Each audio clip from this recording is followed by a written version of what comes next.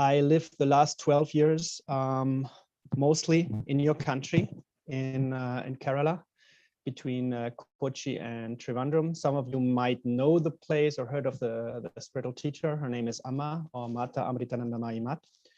I think you have on Wednesday, another friend of mine is giving you a talk. So when I came first time to India, 2010, at the very end of this day, at the end of 2011, I met Amma and slowly grew into that whole organization, mostly from the NGO work they're doing.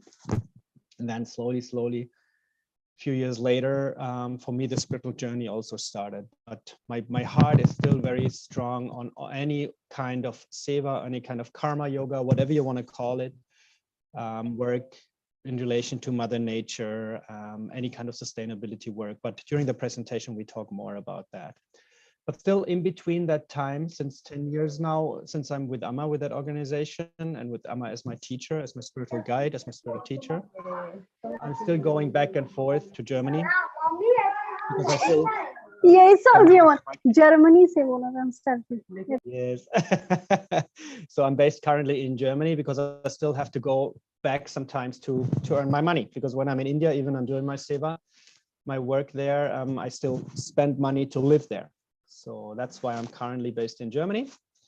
And doing my original function, my original work is I'm a marketing manager, or whatever you want to call it, brand marketing, brand campaign manager. So usually for big brands.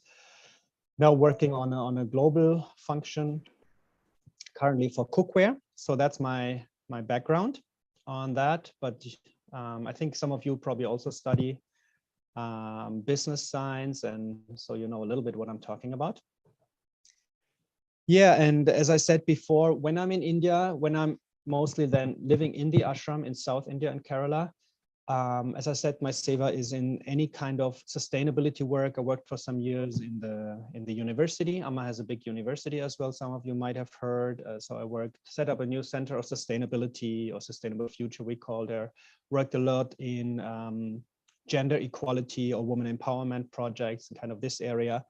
In the last years, doing a lot of projects inside the ashram, call it rainwater harvesting, a lot of workshops on more awareness on energy, on water saving, on plastic reduction, some plastic saving projects you will see in the next slides, and a lot of things about that. And on top to that, for those of you who have heard of Amma, who maybe have seen her already, we're also touring all over India. You will see a few pictures on that as well, what we're doing there. So when we're touring through India, we also bring our whole plastic, or we call it the recycling booth, and I'm supervising that as well, sometimes together with other people. You may get to know, I think this week, another colleague of mine living in India.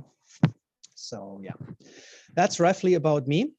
So let's hope the connection stays stable, the few thousand kilometers, and I would say we start on that. And I share my screen again. Before it was working, but then when I disconnected, I lost you guys, so hopefully it's working now. So can you see my screen all? Yes, sir. Yes, sir. Yes, sir. Okay, perfect. So I want to make this session as much as possible interactive. So feel always free to interrupt me, to just keep on talking. You don't have to raise your hands or anything. Feel free to add any things you know, any questions, and remember, there is no stupid questions, nothing at all, right? So really, I know it's not so easy to make it interactive over online, so please be free and ask anything you want to know. Especially since I heard Darshan just gave you recently a talk on plastics, so I go through over the beginning charts quite fast. So interrupt me if it's too fast for you, because I really want to go very practical towards or after the first few slides. So as I don't exactly know all your situation, so really interrupt me anytime, make it as interactive as possible. I don't want to bore you out, yeah? Sure, sir. Yeah. Yes, sir. Okay, so a few charts at the beginning. What is the plastic situation? And I guess you all probably know some of the slides. I think this one I heard even Darshan has talked recently about it. You all know the situation in our oceans, the gyres, what we call them. Massive areas of plastic waste all over the ocean. I think I haven't seen, unfortunately, the slides of Darshan, but I heard he showed similar slides of the plastic gyres all over the world. These are these huge patches. Imagine 20 million square kilometers, just one patch itself. That's huge, 20 million. It's just unbelievable what we're doing to our oceans. Some of you may have seen pictures like that before, even on the sea ground. It's not only on the surface what we've seen before, it's a big dump what we did to Mother Nature. Even in the deep sea, like this is a, I can't even pronounce it, this trench in the deep sea, the Kuril Kamchatka, over 8 kilometers below surface. I mean, even there you see the waste going down. It's crazy. It's really, really crazy. The sea, for those who live close to the beach, may have seen what's happening there, depending on the tide, on the waves, on the storms. It's just crazy. And a lot, we talk a little bit more in detail about it, is about disposable plastic, which is among the worst. This is not a real whale, but I think it's an organization, you probably all know Greenpeace. They made this huge whale, and just to give the dimensions of how much plastic is already in our oceans. Here's a dead whale, which is found with 40 kilograms of plastic in their belly. This is in the Philippines.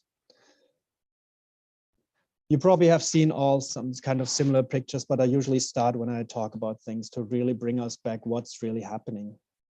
Here, for those who still eat or who eat animals, who eat fish, I mean, at the very end, we're all eating that, right? Whatever we're doing to our fellow creatures on this planet.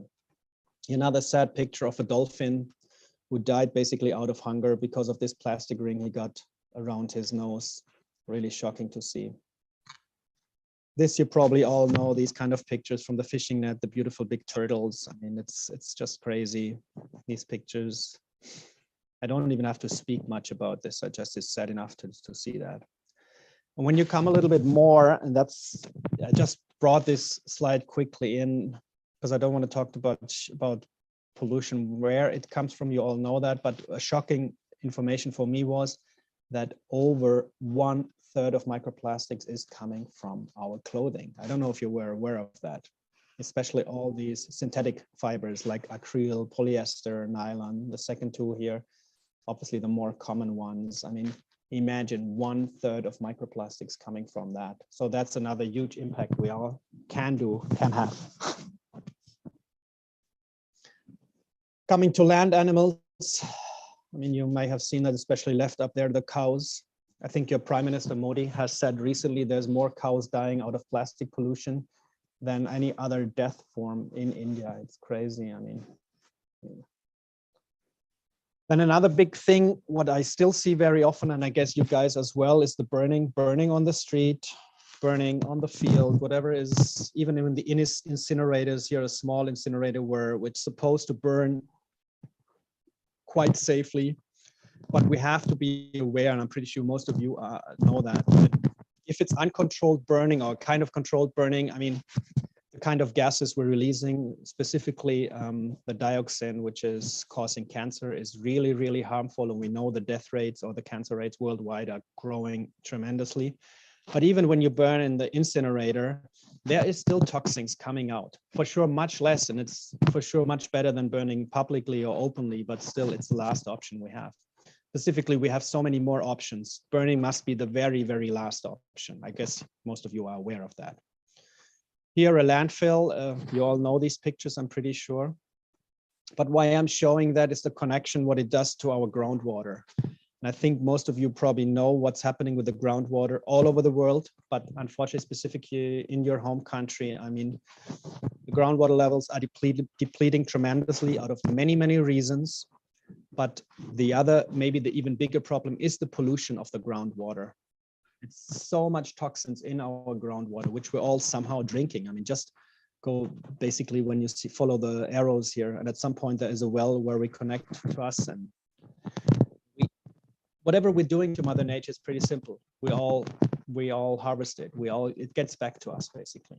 If it's the pesticides, the fertilizers from the field, if it's any septic tanks which leak, if it's the landfill, we call it the leachate, which goes through down the groundwater, through the earth layers. It's really crazy what we're basically doing here. And at the very end, you all know that. I mean, I'm living in a country, I can tell you, we have the grace, we have the blessing in Germany. I don't know how many know that. that we have tap water, which is pretty clean. You can drink it. In many places in India, I know it's not possible. But I tell you, even here, because of agriculture, I mean, there's so much toxins in the tap water recently. You don't see it, like nitrogen oxide, for example. It's getting more and more, even in so-called pretty clean groundwater, and even it's cleaned from the municipality later. So it's happening anywhere in the world, especially microplastics and nanoplastics. You can't even do much anymore. Then for those who are vegetarian, I mean, many said, okay, it's a big thing with fish, the heavy metals, the plastic pollution and all that. But it's the same for me. I'm a vegetarian or mostly vegan, actually. It's the same happening here. I don't want to go through the chart in detail, but basically whatever goes in the ground, any kind of microplastics, nanoplastics, at the very end, they end up in the plant as well, and we eat it. Or our cattle, for those who eat meat, the cattle, the pigs, whatever you guys want to eat, I mean, they eat it as well. It goes back into our food stream. So basically, we're all poisoning ourselves and have so many diseases happening out of all that.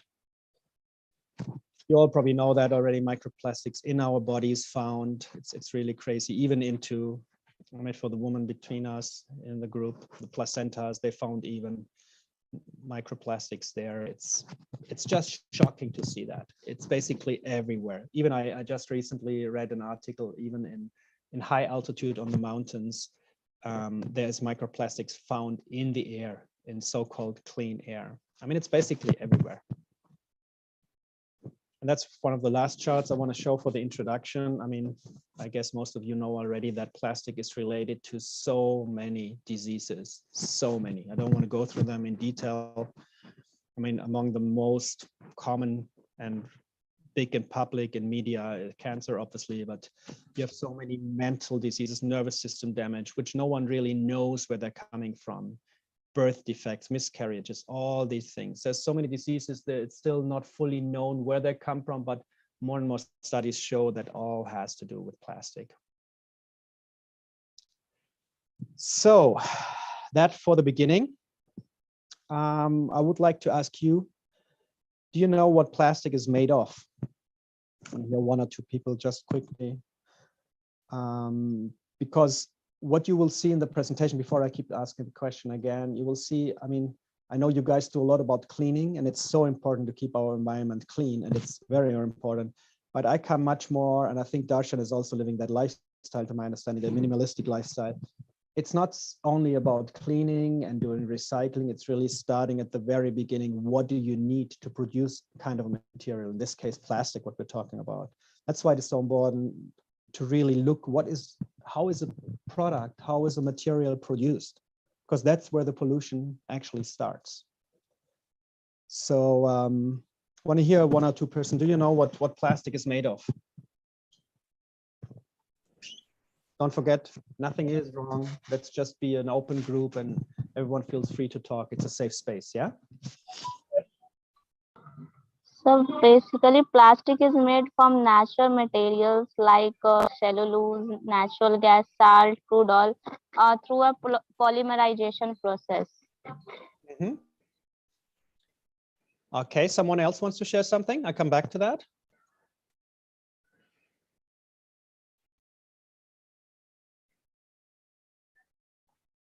Anyone else feels like sharing? Okay. We obtain plastic from crude oil, from fossil fuels like that. Yeah, exactly. Both of you are right, but the crude oil, I have 2-3 slides on that, is for sure, is still the majority. What you were saying before, sorry, I didn't see your name in that, but there is ways of calling more natural plastic, or what we call it organic plastic or bioplastic and all that. It is available, but the vast majority is, if I understood you correctly, is not organic plastic.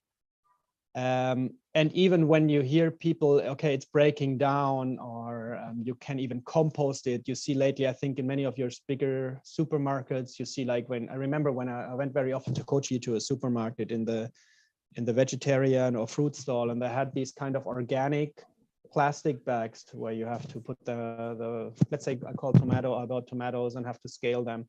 Next, I had to explain them, even if you label them or bio or organic, they're not breaking down fast enough to really compost with other things. Even when you have big composting units, it doesn't even break down fast enough with all the other foods. So bioorganic plastic is a good approach and it's important, but by far it's not what we really need to go for. So, but the majority, and that's what you said, the second person, is really crude oil, right? And I think you all know what that means. I mean, it's where it's coming from and just the devastation, the destruction of Mother Nature to get the crude oil. But also on top of that, you need a lot of chemicals. I mean, it's hundreds of chemicals, obviously, depending on the kind of plastic you want to produce, if it's soft or hard plastic, duration, blah, blah, blah. But there's a lot of chemicals added. What I call, and it's for me such a strong statement, I forgot who said it, but really oil extraction is like taking Mother Earth blood. Must be aware, it's really Mother Earth blood. And then what I said earlier, and that's how you see it. I mean, it's important that we clean Mother Nature and our environment and all that. But here, just to produce plastic, you see how much pollution it is, right?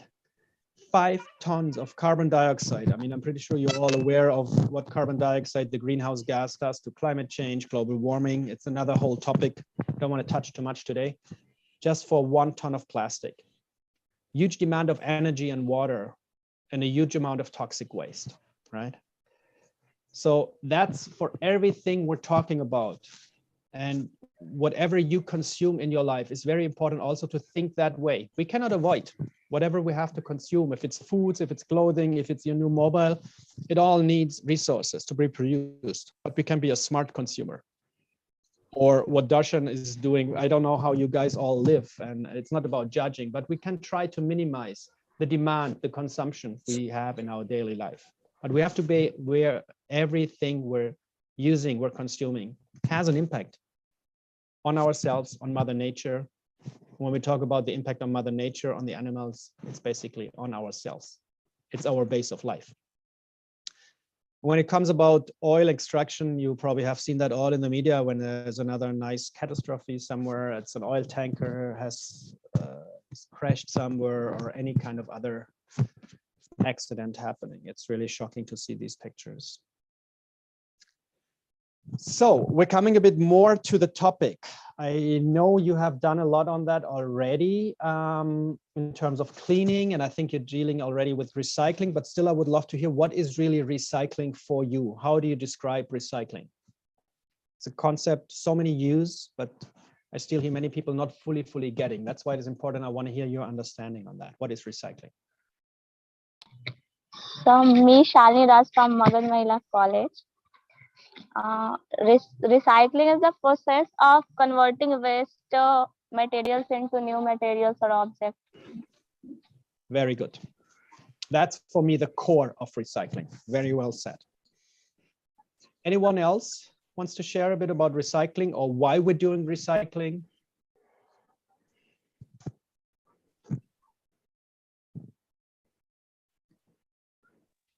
Sir, myself Aman Kumar Pandey. Mm-hmm. And if we do recycling correctly, then we can use the same plastic again and again. So we don't need to produce another amount of plastic. So there is Very less correct. production of plastic. Yes, very good. It's 100% correct what you both said. Just one thing to add, I think I have it later in the slides as well. When we recycle plastic, we have to be aware it loses its quality over time. It's not like if you recycle aluminum or glass, basically you can endlessly recycle. You have hardly any loss of material. So except for sure, you have to bring in kind of resources, energy, water to make from old aluminum, from old glass new, right? But when we come about plastic, it's not the case. We always lose, we call it degrading in plastic, if I remember correctly in English. You lose quality of plastic. And that's one of the reasons why the plastic recycling rates are very often not as high as we love to see them, because sometimes it's even cheaper to produce new plastic and the quality is higher than recycling it. That's one of the reasons. There's obviously a few other reasons, but just to keep that in mind. So you said the most important thing, I think, the converting waste into new materials, exactly. But it reduces consumption, what you said, it lowers greenhouse gas emissions and the waste of useful or precious resources. Not even talking about it's a money opportunity, earning opportunity. It's conserving energy and water, because recycling very often, not always, but recycling products may be less energy or water intensive. Not necessarily, it depends on the recycling process, but in general it is. And also the water pollution, not only the air pollution, it's also the water pollution is lessened, right? So there is a lot of benefits for recycling. So I would love to hear you guess, have any idea how high the plastic, we talk about recycling for plastic, not the general recycling rate. Any idea how much plastic we're recycling worldwide? Just a quick guess. 20%. 20. Okay. Any other guess? So 13%. 13. Okay. Both numbers, not bad. Still. So 10%. Yeah, 13, yeah, you said. Unfortunately, it's, as you can see here, worldwide, it's still much less. Even 13 and 20 doesn't sound too much, but 5 to 9. When I heard these figures, first time I was a bit shocked, to be honest. I don't know how it is for you guys. Obviously, it depends on the country, and we come later also to Indian figures. And you may imagine where the rest ends up, right? We've seen the oceans, we've seen the landfills, and you know, unfortunately, I mean, still too many people throw it out in the nature, somewhere in the environment. When you're traveling in the train, you know all these pictures, what happens to some passengers who think the best way to deal with waste is just throw it out of the window. So yeah, I think this we talked about. Okay, does any one of you know Amma, has seen of her? My teacher? Or is it fully new for you? So it's new for us. Okay. Yes, sir. Okay, new. Okay, no problem. I mean, she's basically, I call her my teacher. Some call her a saint. Some call her even an avatar. Some call her whatever. It doesn't matter what you call her. But I can send you later, Darshan, maybe 2-3 links about her NGO, her organization. As I said in the beginning, I'm with her organization through her NGO work. That's the way how I got attracted to her. And her main, or the headquarters of her NGO, the headquarters of her ashram between Kochi and Trivandrum in Kerala. And that's where I'm living when I'm living in India. And she made one call. She's usually going on world tours also. She's so famous outside India as well that she does a Europe tour, a US tour, Australia, Singapore, and many people come there to see her. And one of these years in 2011, she made a phone call to a friend of mine, and she said, hey, she wants to make a waste management system in her ashram. You have to imagine her ashram. It's not like a small ashram, which you may imagine somewhere near the Ganga in the Himalayas. What I imagined always is an ashram. It's really like a big city, right? I mean, a big city is, sorry, is too much, but it's a big village, I would say. Like we have probably like almost 3,000 people living there. And then many, many visitors per day, depending on the occasion. If it's a festival, whatever, it can be up to 5,000 to 10,000 people visiting on a day. It's really big, right? So Amma said 2011, she wants to make a proper waste management system there. Before there was a waste management system, but not as good. And you will see how it evolved and what it did basically also, what it did later. I come to that later. So we started with things like that. I think you all know what's happening there, right? I mean, you do the same, what I heard. These cleaning campaigns, we did it on, for those who come, I think most of you come from North India, is it correct? North India, am I wrong? Yes, sir. Yeah, no. Okay, some of you might have heard of Sabrimala in Kerala. It's a holy mountain, a holy temple up there. Unfortunately, very dirty. Anyway, we did a lot of cleanup drives. That's not important. And here you see a picture. We're right at the beach, or basically we're on a peninsula, the ashram, right? And here's our recycling center. It's a beautiful, quite big unit, as you can see, and there's the people working. We have a very simple system. Maybe I'll show you first the simple system, and then, oh, that was too fast. Why is it? Okay. So we have basically, that's what you see in the ashram. We have a simple system of, I think now it's 8 categories, like soft plastic, hard items, paper, we have compost, we have sanitarian things for burning, we have clothes, like kind of subcategories, very easy to segregate for the people living there, right? Or for the visitors. That's our waste stations. So whatever you have, I think I don't know when Prime Minister Modi set it up, the source segregation is a must right now in India, right? To my understanding. So we had this already many, many years back. So with that, we have like our sevats, our people living in the ashram who bring that by a truck from all these stations. We bring it back here in that, we call it the recycling center. And very often people think they don't want to do their seva, their work there, because, you know, like we all know, it doesn't need to be necessarily very dirty. For us, it's really like a holy temple. It's clean. People have their lunch in there. Even we have our own temple, as you can see here, right? Shiva Lingam, Amma's picture. We have Ganesha's statue in there, all the things, right? We have obviously Mother Earth in there. So, so we have our system, and then by hand, we do a pretty much big recycling up to 80 categories. And from that, it's sold to recycling buyers. We do that even on a bigger scale. Later it goes, we have a big hospital. Amma has a big hospital in Cochin. AIMS Hospital, she's now building a big hospital also in Delhi, a huge, massive hospital. And we usually bring our waste from the ashram there and they sell it together to kind of recycling buyers. And obviously the better it's pre-sorted and segregated, as I said, we have 80 categories, the more money you get, right? So you see, I mean, this figure is a few years old, but 1.2 million rupees just generating from waste, which is normally just dumped or burned. I wouldn't mind having that money on my account, to be honest. So, yeah. And this is a model, it's quite easy, scalable to replicate, right? We have a lot of tours from villagers coming in there. Obviously, they don't have 80 categories. They can make it much more simple, adapt it to their local needs, right? So you don't need big machines or something. That's the idea behind it. Here you see our old composting unit. I don't have a picture of the new one.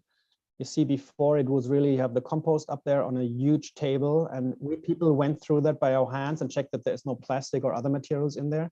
And then we had huge piles of compost, right? Nowadays we have a machine to help us with that. You see up to 2 tons per day, right? We do our compost, our own compost. It's huge. And we sell basically the Mother Earth, the humus, which comes out there.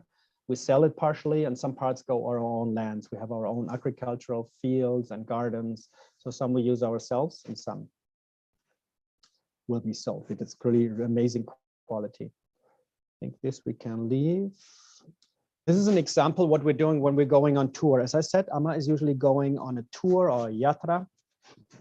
This is from 2020 where we were in Coimbatore in Tamil Nadu, but it's going all over India, right? As Amma going, and these are huge programs. There's, depending on the program, it can be up to 40,000 people on one day, which are visiting, right? I mean, she's so famous and everyone can come. It's for free. You get free food there. There's no cost and nothing obligatory. You just can come and see and watch and go, whatever. So what we're basically doing, we're building up our booth, and you can see it's not that small. We have a lot of education and simple science because we have many villagers also coming, which unfortunately, you know, the literacy rate is not everywhere giving. And working with these icons, they're still in a process to be improved, but that's where we're standing up.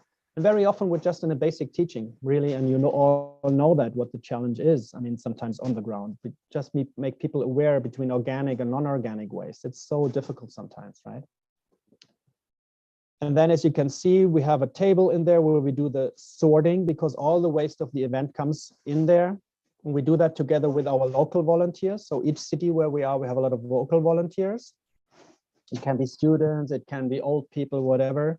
And we have our tour group. The tour group is half Indian, half Westerners. But unfortunately, very often, as you see, there's a lot of Westerners in there. Still, too many people still have hesitation to do what they call the dirty work, right? So from the tour group, it's mostly still Westerners who do that seva. But the locals, they bring a lot of Indians. And as you can see, here's a few Indian brothers. I don't know from where we had this picture. And then we do this seva together with the local people who organize that program, and we're doing that seva, and it's really a lot of fun.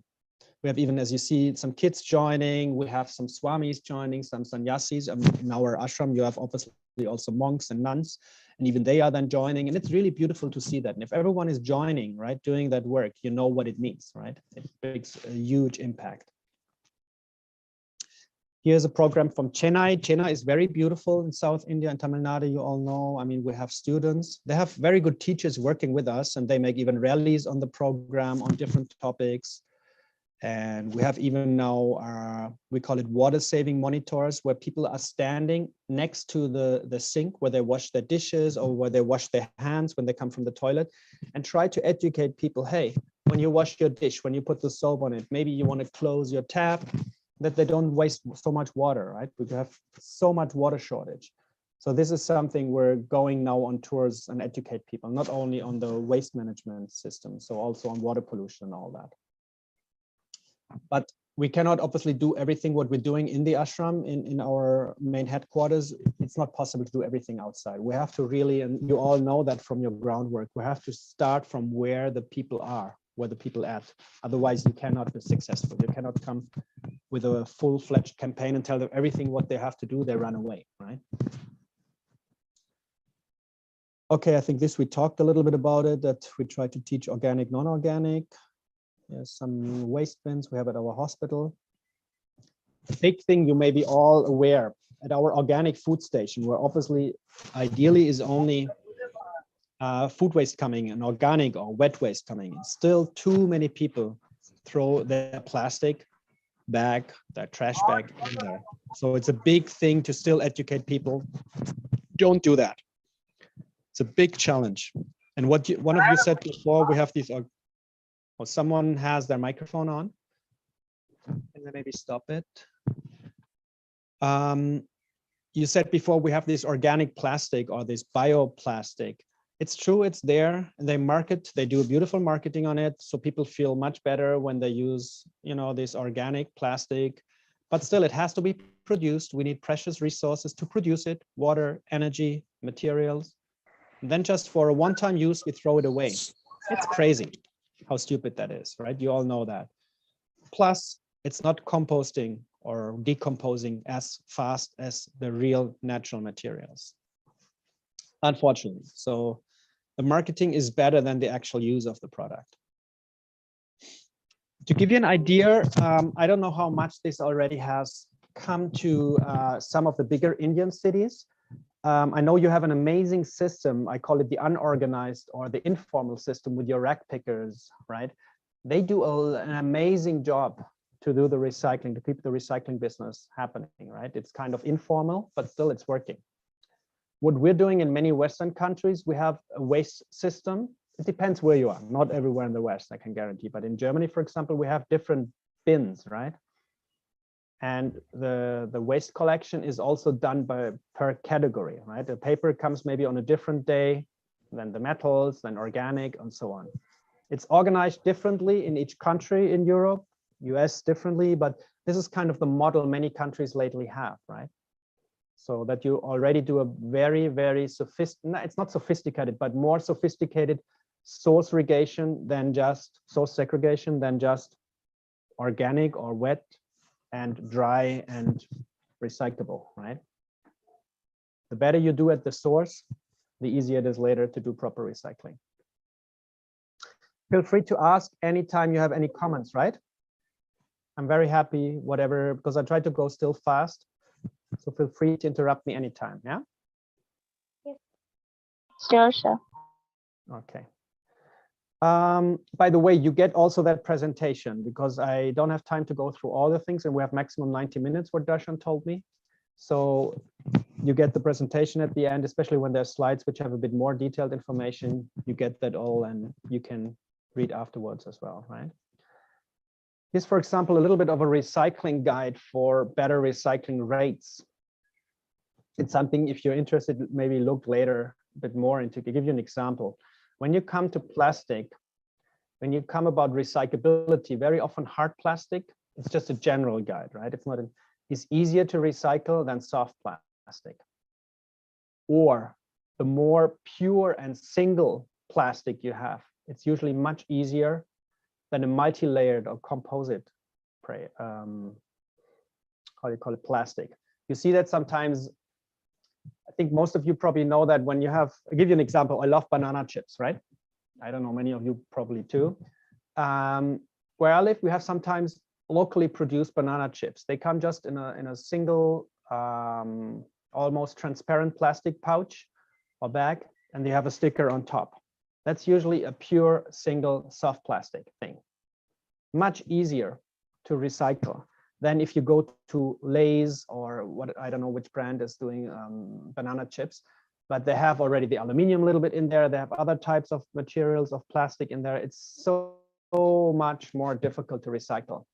So that's where also the whole, legal and the whole government comes in to make better laws, legislations to really guide the companies and make it mandatory how they produce, which kind of materials of plastic they use, so it's better recyclable. Another general guidance, if you talk about water, right? PET, the plastic water bottles, obviously better than Tetra Paks. Or milk sachets can be better, these classical sachets, right? Better than a classical chai cup and so on, right? But ideal, we talk about that later, is when you talk about water, why not having your own water bottle, like a glass bottle or a stainless steel bottle, and just do a refill, or at least buy a 20-liter gallon, right? Why do we need these whole PET bottles, right? It's stupid. But anyway, it's just a rough guidance for you. Yes, we don't have to show you. As I said earlier, AMA has a few 5 campuses currently. Because of all that work we're doing there, we're ranked again India's cleanest technical institution, but I don't want to talk much about these things. So yeah, what I would love to hear from you now, we'll talk about a bit more India's recycling rate, but here it's not only plastic, it's in general recycling. Whatever you can do as recycling, it's glass, it's metal. What do you think, how high is the recycling rate there when you talk about India? Any guesses?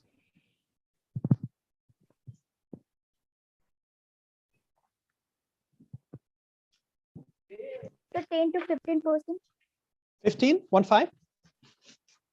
Okay. Yes, sir. 30%, 30%. Wow, here we go. Both was very good. 30 was obviously a bit better. 30 here is India, but again, it's all over recycling rate, right? Don't forget. I even put in the numbers of composting in there, to be honest, right? It's not a pure recycling, it's also composting in there, because composting at the very end is nothing else. Yeah, then recycling. Sir, Yes? as per 2019, plastic waste generated in India is 60% plastic waste generated are recycled. Wow. Where do you have, what is the source of this? 2019, The Hindu. The Hindu? Yes, sir. Okay, I have also the Hindu business line. Okay, that's interesting. Okay, it's good if it's like that. Perfect. But I tell you honestly, I guess any figure is not accurate, because the recycling business, the big difference from my understanding, from my humble understanding, is in India, there is a huge part, what I mentioned before, is informal, right? Informal means it's not organized in a big way, because you have a lot of rag pickers. They're basically one-person business, right? And then they start recycling and it goes up in the value chain, right? So for sure, at some point it's sold to either bigger companies in India, or even very often, I know, for example, our recycling, what we sell from the ashram to our hospital, or basically we sell it together, goes often abroad, right? So why I'm trying to say that, I guess a real valid figure is very hard to determine, even in any other countries. But I give you an idea. In Germany, where I'm from, the figures are probably a bit more valid, because everything is more centralized, right? The whole recycling business is run by the municipality, or then on a little bit higher level. So the figures are probably a bit more reliable, because it's more centralized. But the big but is coming now. I give you an idea, and that's why I think we all have to look more into reduction and reusing than recycling. Because the whole world talks about, and I know in India, many people talk about recycling, and recycling is important. But what does that figure of, you can say now, I'm from Germany, 65% recycling rate. Wow, great. Do I really know, are these materials really recycled or we're just collected? These figures don't really show what is it really reused? Is it made from old new? I'll give you an example. I don't know how big it was in the news, and then you understand why I'm saying that. There was a huge business some years back that materials which were recycled, they were sent just abroad to China, to Philippines, lately to Malaysia. And it's all very valuable materials, but we can't even recycle all the waste we're producing. China lately closed their own market from getting waste of it because they can't deal with all that waste, because we're producing in the West, not only in the West, in India in the last years too, so much waste. You cannot even recycle that all. In India, obviously a bit more potential because per capita, India is producing much less waste per capita than many other countries, but you have the sheer population, right? You're so big in terms of population. But in per capita, you're much lower in waste production. But again, the point is a recycling rate is only one indicator among many. Is it really used to make new products out of old? It doesn't say anything. That's why these kind of bars only give you a small indication. I believe India has potential in recycling. We come later in the presentation on that as well, a bit more. But it's not more that you can tell that. Does it make sense to you? Or you disagree? I'm happy if you disagree.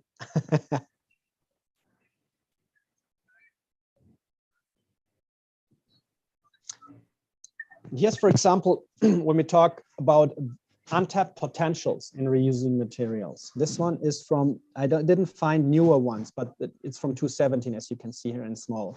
But still, it gives you the idea.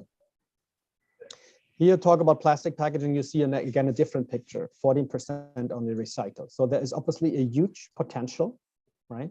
You see here a figure from 50 to 80 billion potential business worldwide. It's a global figure, right?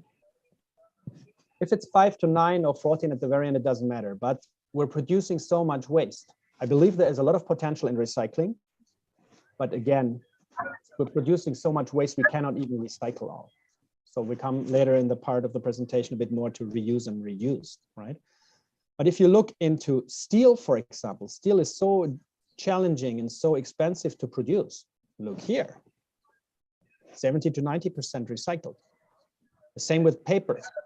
In paper, we understood a bit earlier that recycling is important because paper is nothing else, and you all know. It's trees, paper, trees, a few chemicals, water, and energy, right?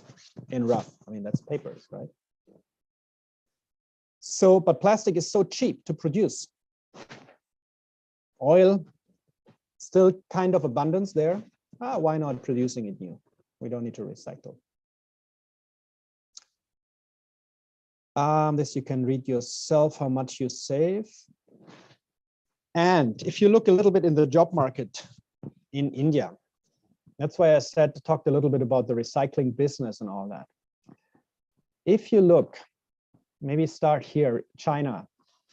Many things in China, I mean, we're not an expert in China, but they did one thing very, very great.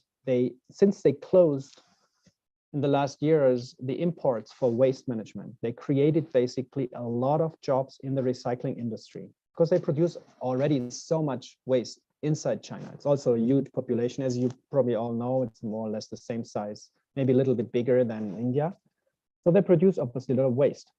And by that recycling industry, they created, imagine, 1.5 million direct jobs and 10 million indirect, somehow in connection with the recycling industry. And why not doing that more and more in India? Even if it's, I mean, it's a very provocating picture I put in here, but even if it's very basic on a village level, that's why we're also teaching villagers that in our organization. It can be hands-on. We do the same very much hands-on in our ashram. We're not having much machines and all that. And if you keep or put that all, I call it the value chain of recycling, you can have much more jobs than just landfilling, which is also destroying nature, or just burning it, incinerating it. Imagine 6 to 8 times more jobs if you set up a proper recycling industry. And India is on the path of that. It's not that it's new, right? You all know that. The path is there, but there's still a lot of more potential. For those who want to go deeper and all that, there's one interesting platform where you can look, which tries to connect producers and plastic recovery organizations. It's one among many to bring basically the demand and the supply together. This is something for the community. I don't want to go into deep today now, but for those who want more, go through the presentation later. Okay. So that as a kind of a, for me, I call it still a little bit introduction. I want to go in now a bit more what we all can do as humans, as individuals, as consumers, to maybe do our part, do our duty, to our dharma, for those who are a little bit spiritually inclined, to our duty in towards our life, to our families and friends, to society. And Amma said a beautiful quote, and I think that's very, very much what it is like. I mean, we may take what we need from nature, but if we take with greed, our very existence will be endangered. And that's basically what we see nowadays. I mean, we're all capitalist countries, right? Capitalism is based on growth, more, higher, further, wider, more. I want to grow. I want to have more welfare, more money, bigger car, bigger motorcycle, bigger bike, whatever the person is standing, right? If it's still a very poor person or a bit more money, we all want to grow. And when it comes to greed, we need more. We take more than we need, especially when there's more welfare. That's what we see currently in Mother Nature, right? We're depleting so much its resources. You all know that, right? That's why also, and you will see in that talk from my friend Vishak, I think he brings you much more spiritual perspective on the whole sustainability on his journey. I'm coming more from practical points now in the next part, but he shows you a little bit more why it is so important to go against that whole greed and how it is affecting Mother Nature. Here's another quote from Amma, and you see she's also touching really everything on dirt, on cleaning up. And she talks about we have to recycle and reduce waste as much as possible, and ideally create a world without waste. Is that possible? We will see. I believe to some level, yes, maybe not fully, but much better than nowadays. And if you look in these concepts, I mean, I'm pretty sure you all know about the 3 R's: reduce, reuse, recycle, or here is a different concept of 8 R's. It doesn't matter. They all talk about the same concept, right? You can use yourself. I can read yourself.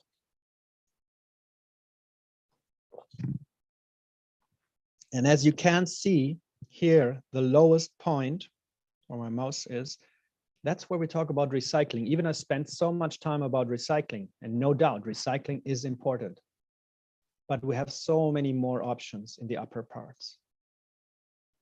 And that's why we want to talk now a little bit more. I just have to look on the time.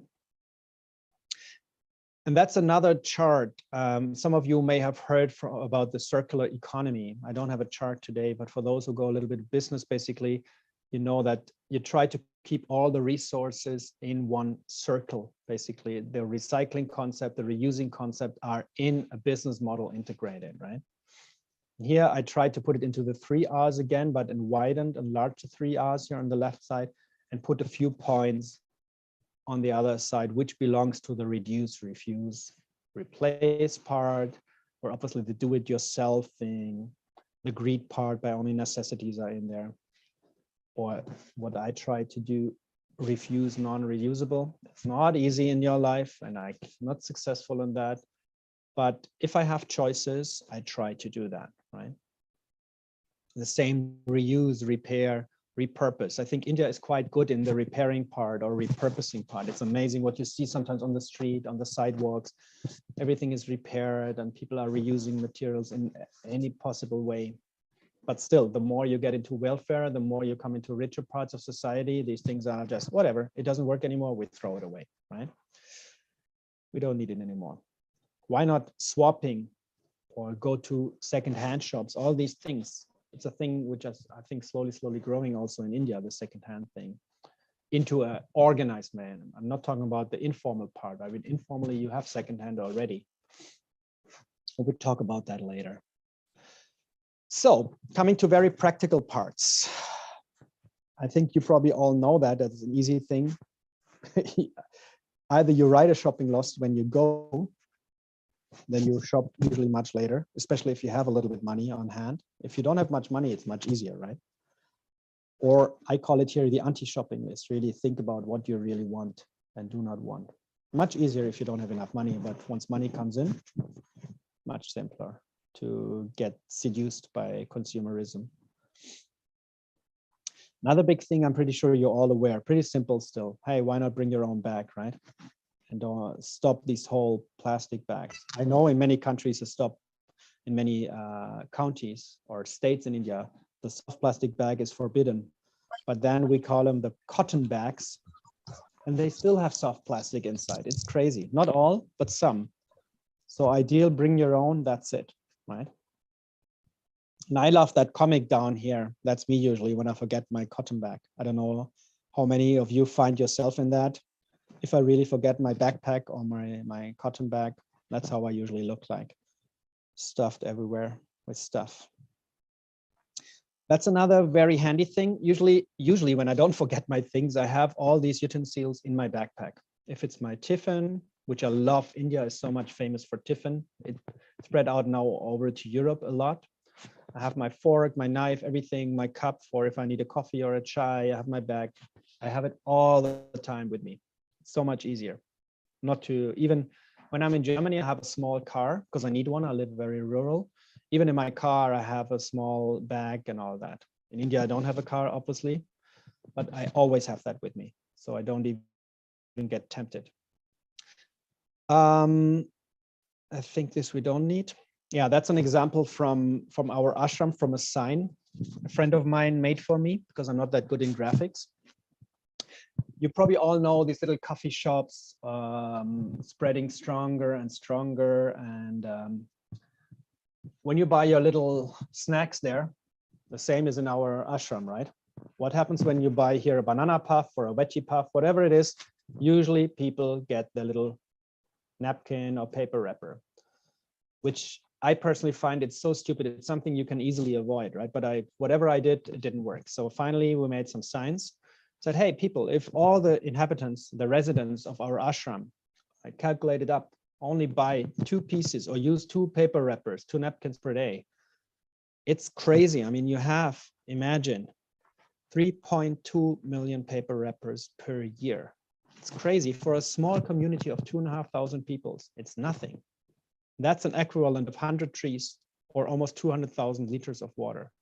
Imagine 100 trees have to die because I'm not capable of bringing my tiffin, or I just wash my hands before and eat my banana puff, my whatever veg puff by hand. It's just such a simple thing we all can do, right? And that's what I'm talking about. We don't need to have the big changes in life sometimes. Sometimes it just needs a little bit of awareness, shraddha, and we can make changes. Here in this calculation, I went even further, like you need oil to produce the paper wrappers. It creates pollution. You see the energy demand. It's crazy. And then even, you cannot recycle it very often.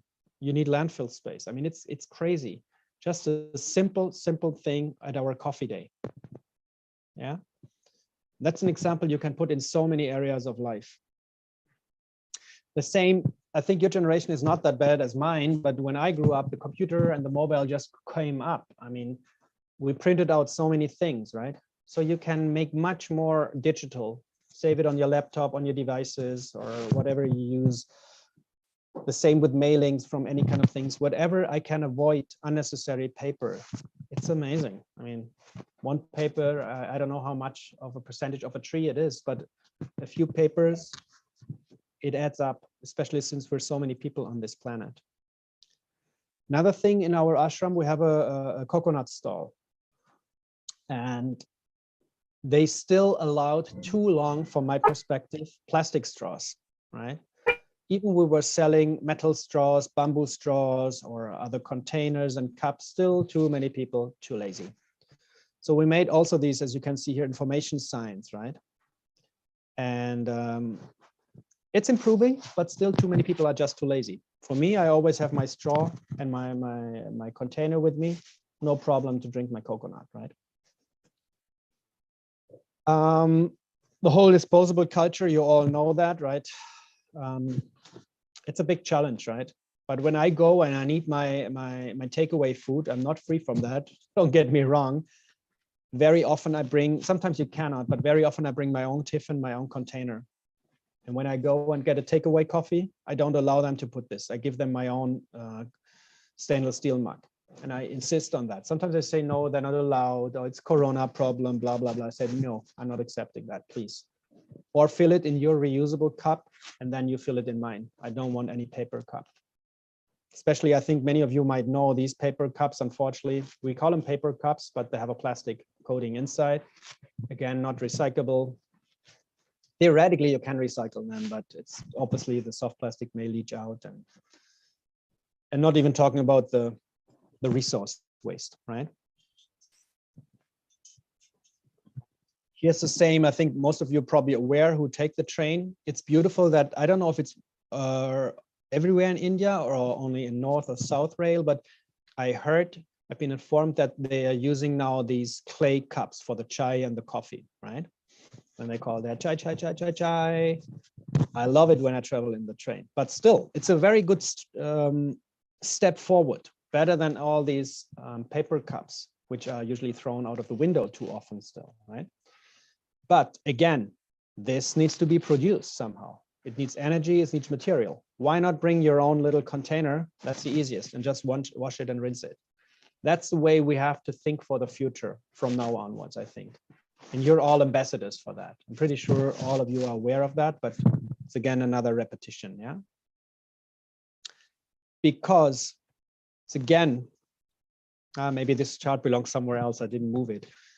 It belongs, you may remember I showed you our coconut stall in the ashram. Where, that's the thing I didn't even tell you. Many people say, okay, we go to paper straws, right? Obviously, paper straws are much better than plastic straws.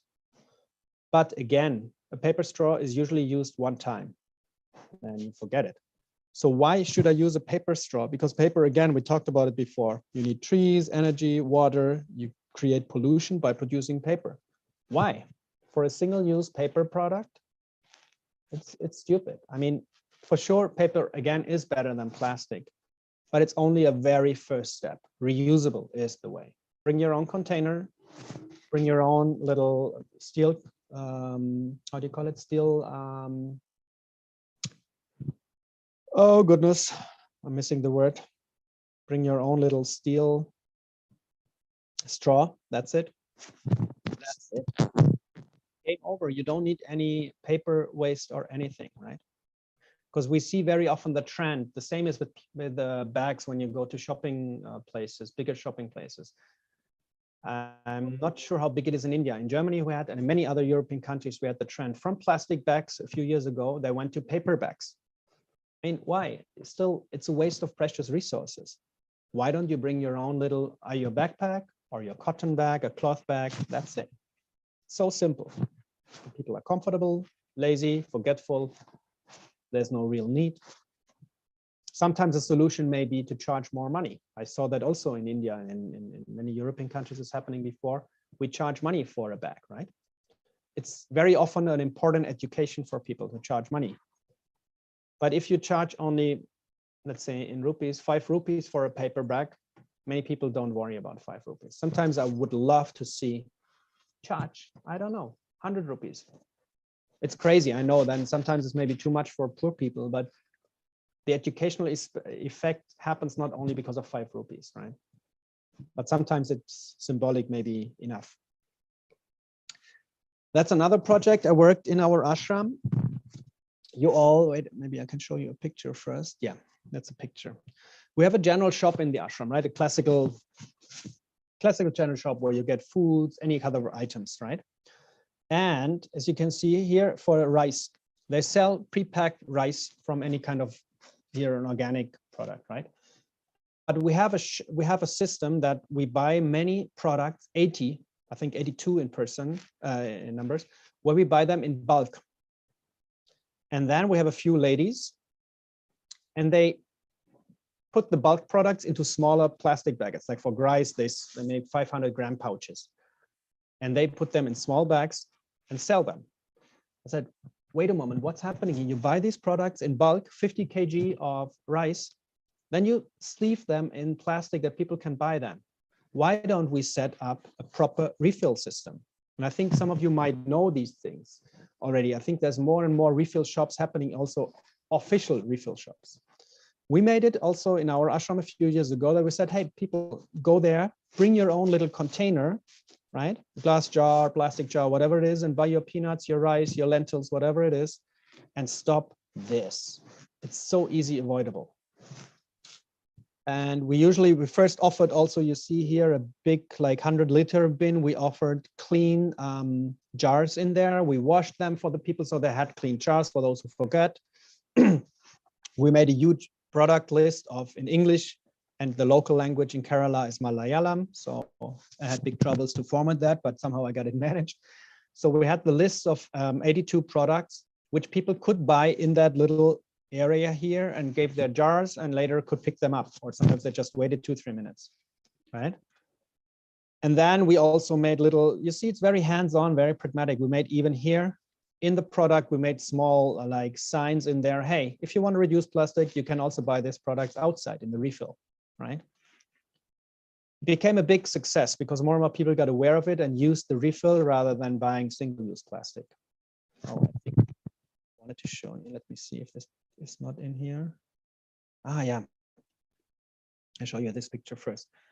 And what's happening now, I don't know how wide it's spread in India already, but I know there is a shop in Cochin and a few other bigger cities in South. Does anyone know this concept? Have you seen it in India in any bigger city?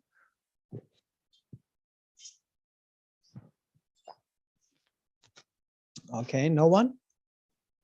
So I know. No, sir. No. So basically you have all the stocks in here, and you see in these plastic containers, hard plastic, reusable, like your lentils, your oats, your rice, whatever, right? And then you have an opening down here, and you put your jar, your glass jar, whatever, or you see it here. And then you just put it on a scale before and after, like whatever your 100-gram weighs your glass jar, and then afterwards with the content.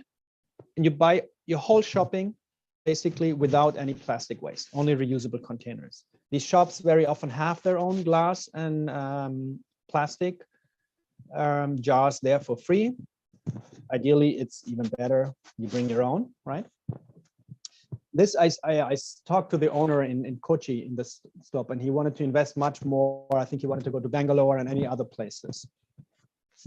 This shop concept happened, I think, in Germany like 8-9 years ago. This one is obviously a picture from London I found. So it's very smart, and many, many more people do these things. It looks sophisticated if you ask me, but if we go back, I mean, that's how people shop many years back. And I'm pretty sure there is still a lot of small vendors on the street. They do the same, right? They sell from bulk. Unfortunately, they pack very often in soft plastic. That's the sad thing, right? But why not being the ambassadors, being the role models, and teach people, hey, I bring my own glass jar, I bring my own plastic jar, whatever it is. So another thing we're doing in the ashram to give you some inspiration, we produce also our own coconut oil. Also coconut oil, how is it usually sold? A nice little, this half-liter coconut hard plastic bottle. The last years we started, hey, bring your own coconut bottle, your empty one, and get a refill, right? Special opening time, very simple. We don't waste so much of these coconut hard plastic bottles, right?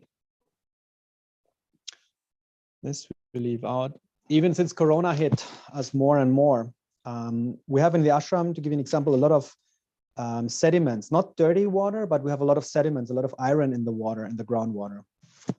So it comes sometimes reddish out there. So what people found out, why not using the mask? We have so much mask pollution, and use it as a water filter. Obviously, when you clean it before, maybe put another old sponge on top, and you get your water filtered so easily.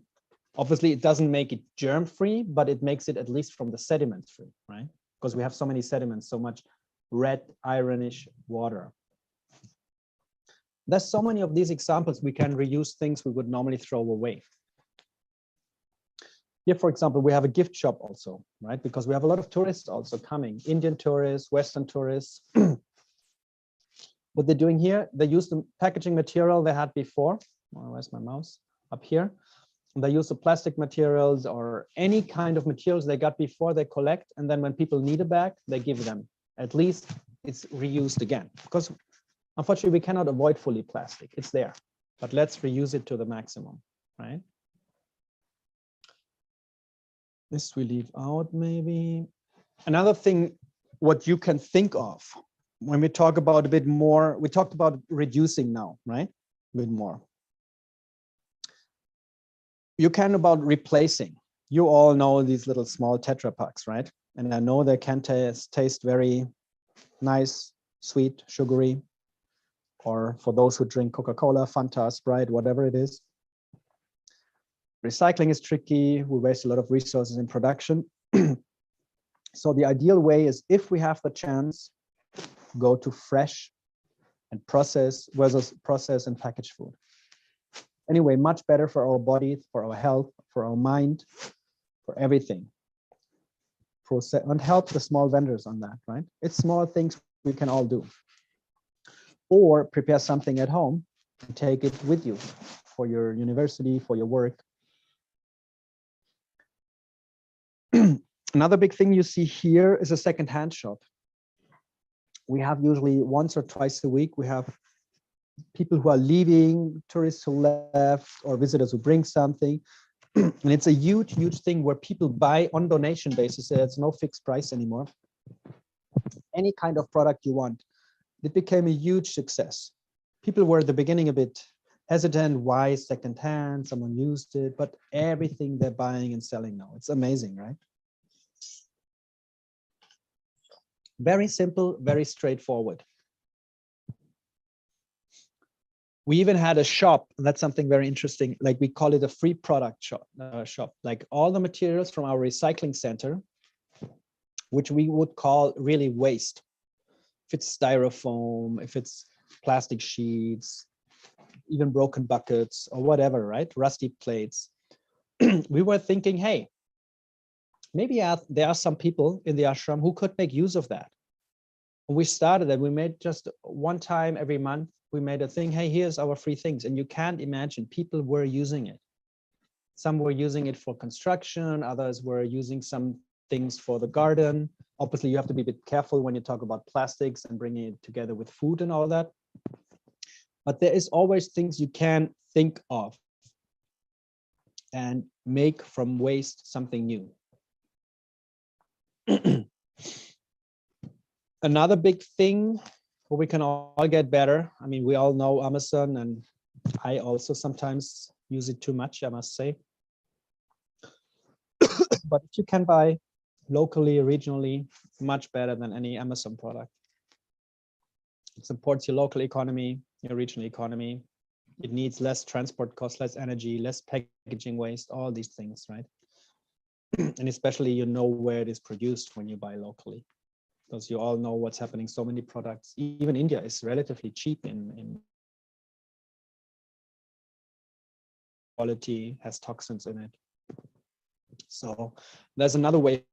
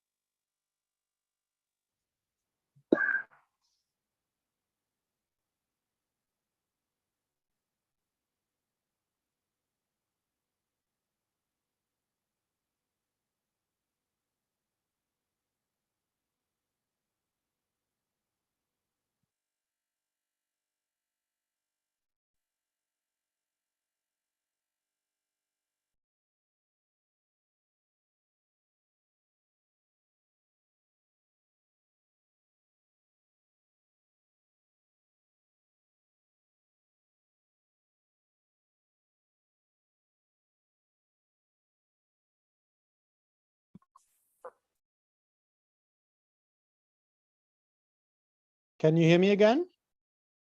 Yes, sir. Yes, sir. Yes, sir. Okay, just got blocked out. I don't know what's happening here.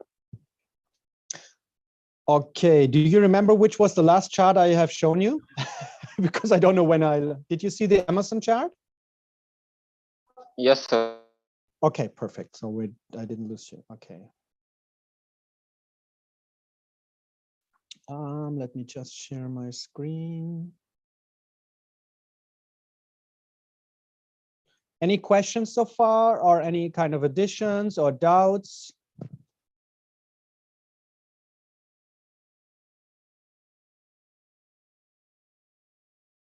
Okay, and I keep on going. I think this you probably haven't seen, right? That's where I think it was chucked out. That's a very simple but Sorry, effective. you are showing us the Amazon chart. Sorry? Sorry, you are showing us the Amazon chart when you disconnected. Which one? The Amazon chart. This one I showed you, yeah? Yes, sir. Yes, sir. This one. Oh, okay, cool. Okay. So basically the message was there, when you can buy, what I try, we all should, I think, try buy more locally or regionally, right? Versus Amazon. It helps for sure also support your local economy, which is very important, your local vendors, ideally your local producers, especially when you have control where products come from. I mean, you all know even India is a very cheap country, right, in terms of production for many products, because labor costs are still relatively cheap compared to other countries. But you have already so many products from China because they are even cheaper. But very often they have less quality, they have a lot of toxins and all the things. So when you have the choice to buy locally or regionally, try to prefer that. And it's also saving a lot of, when you go over Amazon, I also buy there. I'm not free of guilt, don't worry. I still have to use it, unfortunately, but you all know it needs energy emissions to be sent. You need packaging waste and all the things. And it's ideally really buy as much as possible locally and regionally. That's the main message, right? This we can leave out. This chart is not that important because we have another 10-15 minutes, I think, only. So I try to go through the highlights. It's a very simple tool. You can also think maybe at your workplace or university. We created basically just a simple box, big hard plastic box, had a sign there, and we put free used paper in there. It means like at our recycling unit, we got a lot of even totally clean paper, both sides clean, not even used at all, or booklets or whatever it is, or sometimes papers which were only used on one side, the other side was fully clean. So we said, hey, why not using them for kids who want to paint? Or we had a lot of people who were writing, our teacher Amma write letters for something, and she always said, hey, if you write me a letter, you please don't use a clean sheet of paper, use one which is one side used already. So that's when we started to set up this box, right? And this is usually, I usually filled it when I'm there. And people give and take from it, right? It's like a free floating system, right?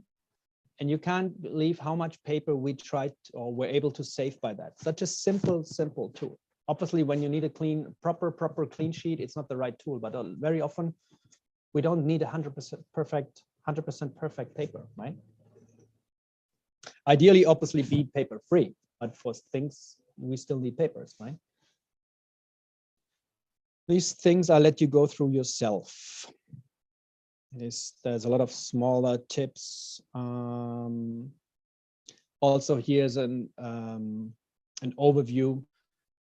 I'll give you an example. When you have single use versus natural reusable. If you have a plastic sponge, which I guess most people still have, why don't you use a coconut scrub, right? Many people use shower gel. I know it's modern, it's cool, it tastes, smells good. Much more better for your skin, but also for environment is a soap bar. So we have a lot of ideas in there if you want to go through it yourself, right? So questions until now, before I ask this question, because I want to go into another topic called upcycling.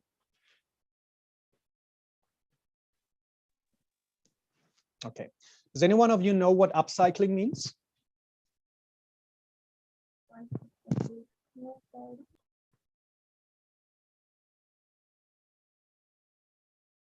No idea?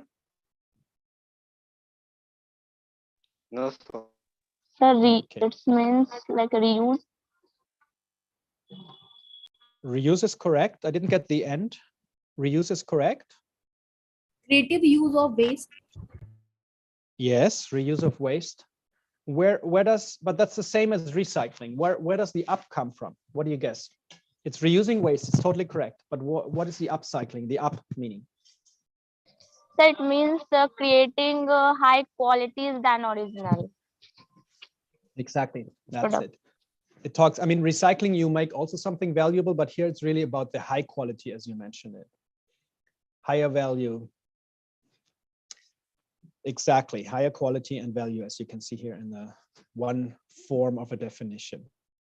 And as you can see here, we also have a plastic project on that. By the way, what you see here, Amrita Puri, for those, I mean, that's what we call our village between Kochi and Trivandrum. It's the ashram, the village where the NGO and everything is based, right? So we basically use all the plastic bags. That's an old picture, but it's still used. And then we're washing and drying, and we had some old amamas who, you know, they still wanted to do service for the society, for the community. They were knitting it, and you can see, I think you know these products already. They're all over India, right? We started this very early. You have like bottle holders, purses, bags, whatever it is. And what we're also doing here is not only that they look nice and handy, unfortunately, they're also quite time intensive. Usually when we go to Europe, when Amma goes to Europe and does her tours there to see her people there, we sell them for very, very good money. And all these earnings go back into the NGO, because the NGO does a lot of work in many villages in India. Just to give you an idea, we adopted, I think, how many years did it now go? Roughly 5-6 years. The organization adopted 101 villages all over India, in all states, at least one village, to make them fully self-reliant, sustainable in many areas of NGO work. I don't want to go too deep into that. So also this is kind of a fundraising, because we sell these products in US, in Europe for much higher money. They're made in India from waste, upcycling, high quality, high demand. People buy a lot of money, money goes back in the NGO. Here, that's what we do for India. Sometimes aprons you can even make out of that. That's not from our organization, but I saw on the internet, there's a lot of Indian online shops which do a lot of work on that as well, as you can see. You can even see here, you can construct work, construction work, you can do that. I'm pretty sure you all know that. For those who love it, I wouldn't be surprised that Darshan has stuff like that, because I think he's very deep into that area. Here you can do garden work with that.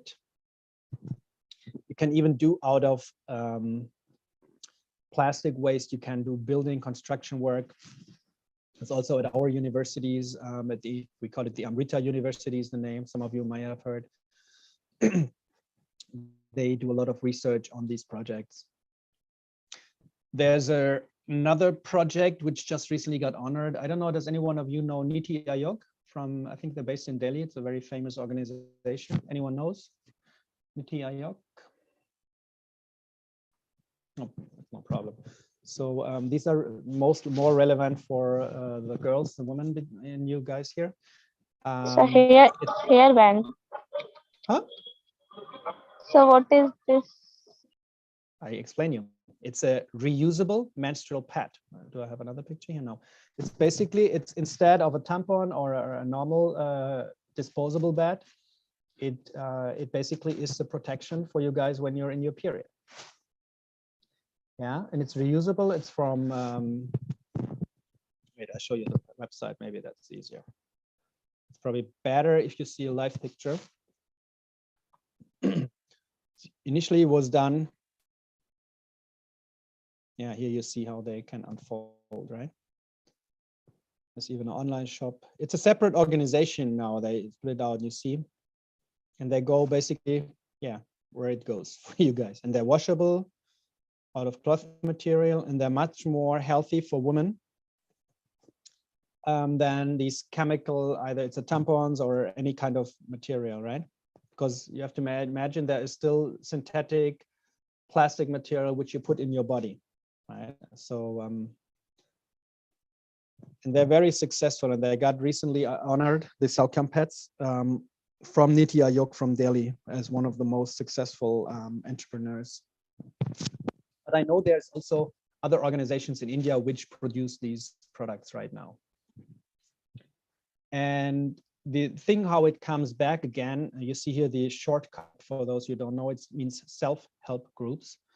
So as I mentioned before, shortly, I worked before also in women empowerment or gender equality projects. And there, the organization we're talking about, we're supporting women in local villages to give them a vocational training. And this was one area to produce these products, right? To tell them stitching and tailoring. So many self-help groups make these products, which we're then selling again. They earn their living. They earn their living. And so it goes all back to the community, to the local villagers who do this job, right? They get their trainings, and these products are much more healthy for all women. And we do good for the planet. This I've shown you before. Here, for those who want to go more into businesses later, I don't go through that now. It's the 6 R's. Again, it's a 3 R concept just for 6 R's, specifically for businesses. There's a lot of background information on recycling and upcycling for those who want to go deeper into that. And that's it in terms of recycling, upcycling, reducing your impact. I have theoretically another 10-15 minutes if I can talk about consumption, how it affects nature. It goes a bit wider, but the time is up now. So I don't know if you guys all are not too bored, too much time, and it's not too late. We can take another 10-15 minutes if you want. Otherwise, I just send you the slides and that's also fine, right? You guys can decide. Or if some of you have to leave, let's put it like this. Who can still stay here and wants another 10-15 minutes to hear that? If there's enough people, I'm happy to share a bit more with you. Otherwise, I just We send will it to love to Doug. hear you. Yeah? Someone else? Yes, sir. Sure, sir. You can Okay. continue. Okay. Those who have to leave for whatever reason, feel free to leave. There's nothing wrong. It's totally fine because it's the 90 minutes is over. But otherwise, we go through that. Okay. Then I ask your question. I mean, you see the question here. I want to hear again a little bit. We touched already a bit on that, but how does your consumption in general affect nature? I want to hear 1 or 2 people from you with your own words, what you have to say.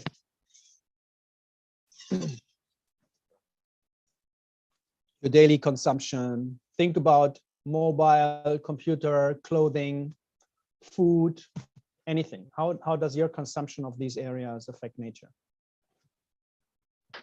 Sir, the more luxurious our lifestyle gets, the more harm we cause to our planet. I mean, in every field, like it's air pollution, sound pollution, water pollution. We even endanger animals like sea creatures, birds, fishes, or even ourselves, but we don't realize it. Yeah, very correct. Very correct. So it's pretty clear, sir. Yeah, it is. Yeah. For you guys, luckily. For many of our society, they don't understand how huge their impact is with their daily consumption. And I mean, again, I want to say it's nothing wrong. We have to consume what we need. But again, the greed is the big part, right? Or we have to satisfy our needs. That's another way how you can express it. The needs are important, but the wants are the tricky part, right? Our huge desires. I mean, mobile is a big thing. I guess most of you have a mobile, right? My question is, do I need every year new mobile, or when the next Samsung, the next Apple iPhone comes out? Or I use I need a mobile for sure, but I usually replace my mobile when I really feel, okay, I think tomorrow my mobile falls apart. Then it's really time. So it usually lasts, I don't know, 4 years, 5 years, depending on the model I had, right? So, but I know there's people out there, every new iPhone, they have to replace it. But anyway. Okay, I give you that as I leave it in the presentation. You can calculate your own carbon footprint for those. Can you still hear me? Yeah, I think, yeah. Okay, it's not, it looked like I was checked out again now. There's a link in there you see down here. For those who haven't done this before, it's a very interesting small exercise. It's not even an exercise, it takes 3-4 minutes. And you calculate, you can basically enter whatever you do for your housing, how you live, if you have a car, motorbike, or bus, food items, and you get kind of an imprint, right? Your carbon footprint. And it comes out like that, like you give your country average, you get the world target, you get your footprint. And so it's a very nice small exercise, very interesting. Okay, reducing consumption, strive for simplicity. I think you have with Darshan, probably the perfect person who taught you that, and probably many of you do that already. I go straight through it since we're already late. Normally I would ask you the question when you talk about clothing, right?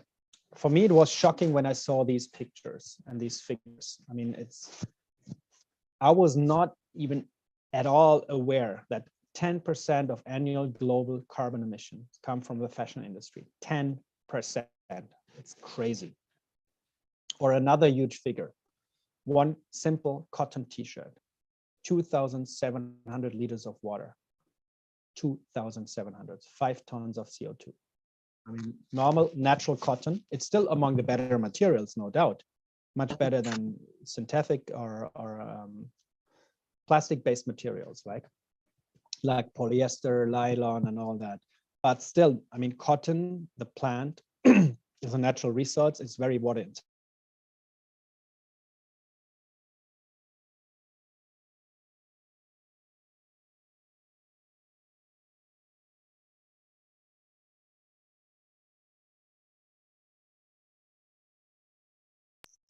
So we can't hear you.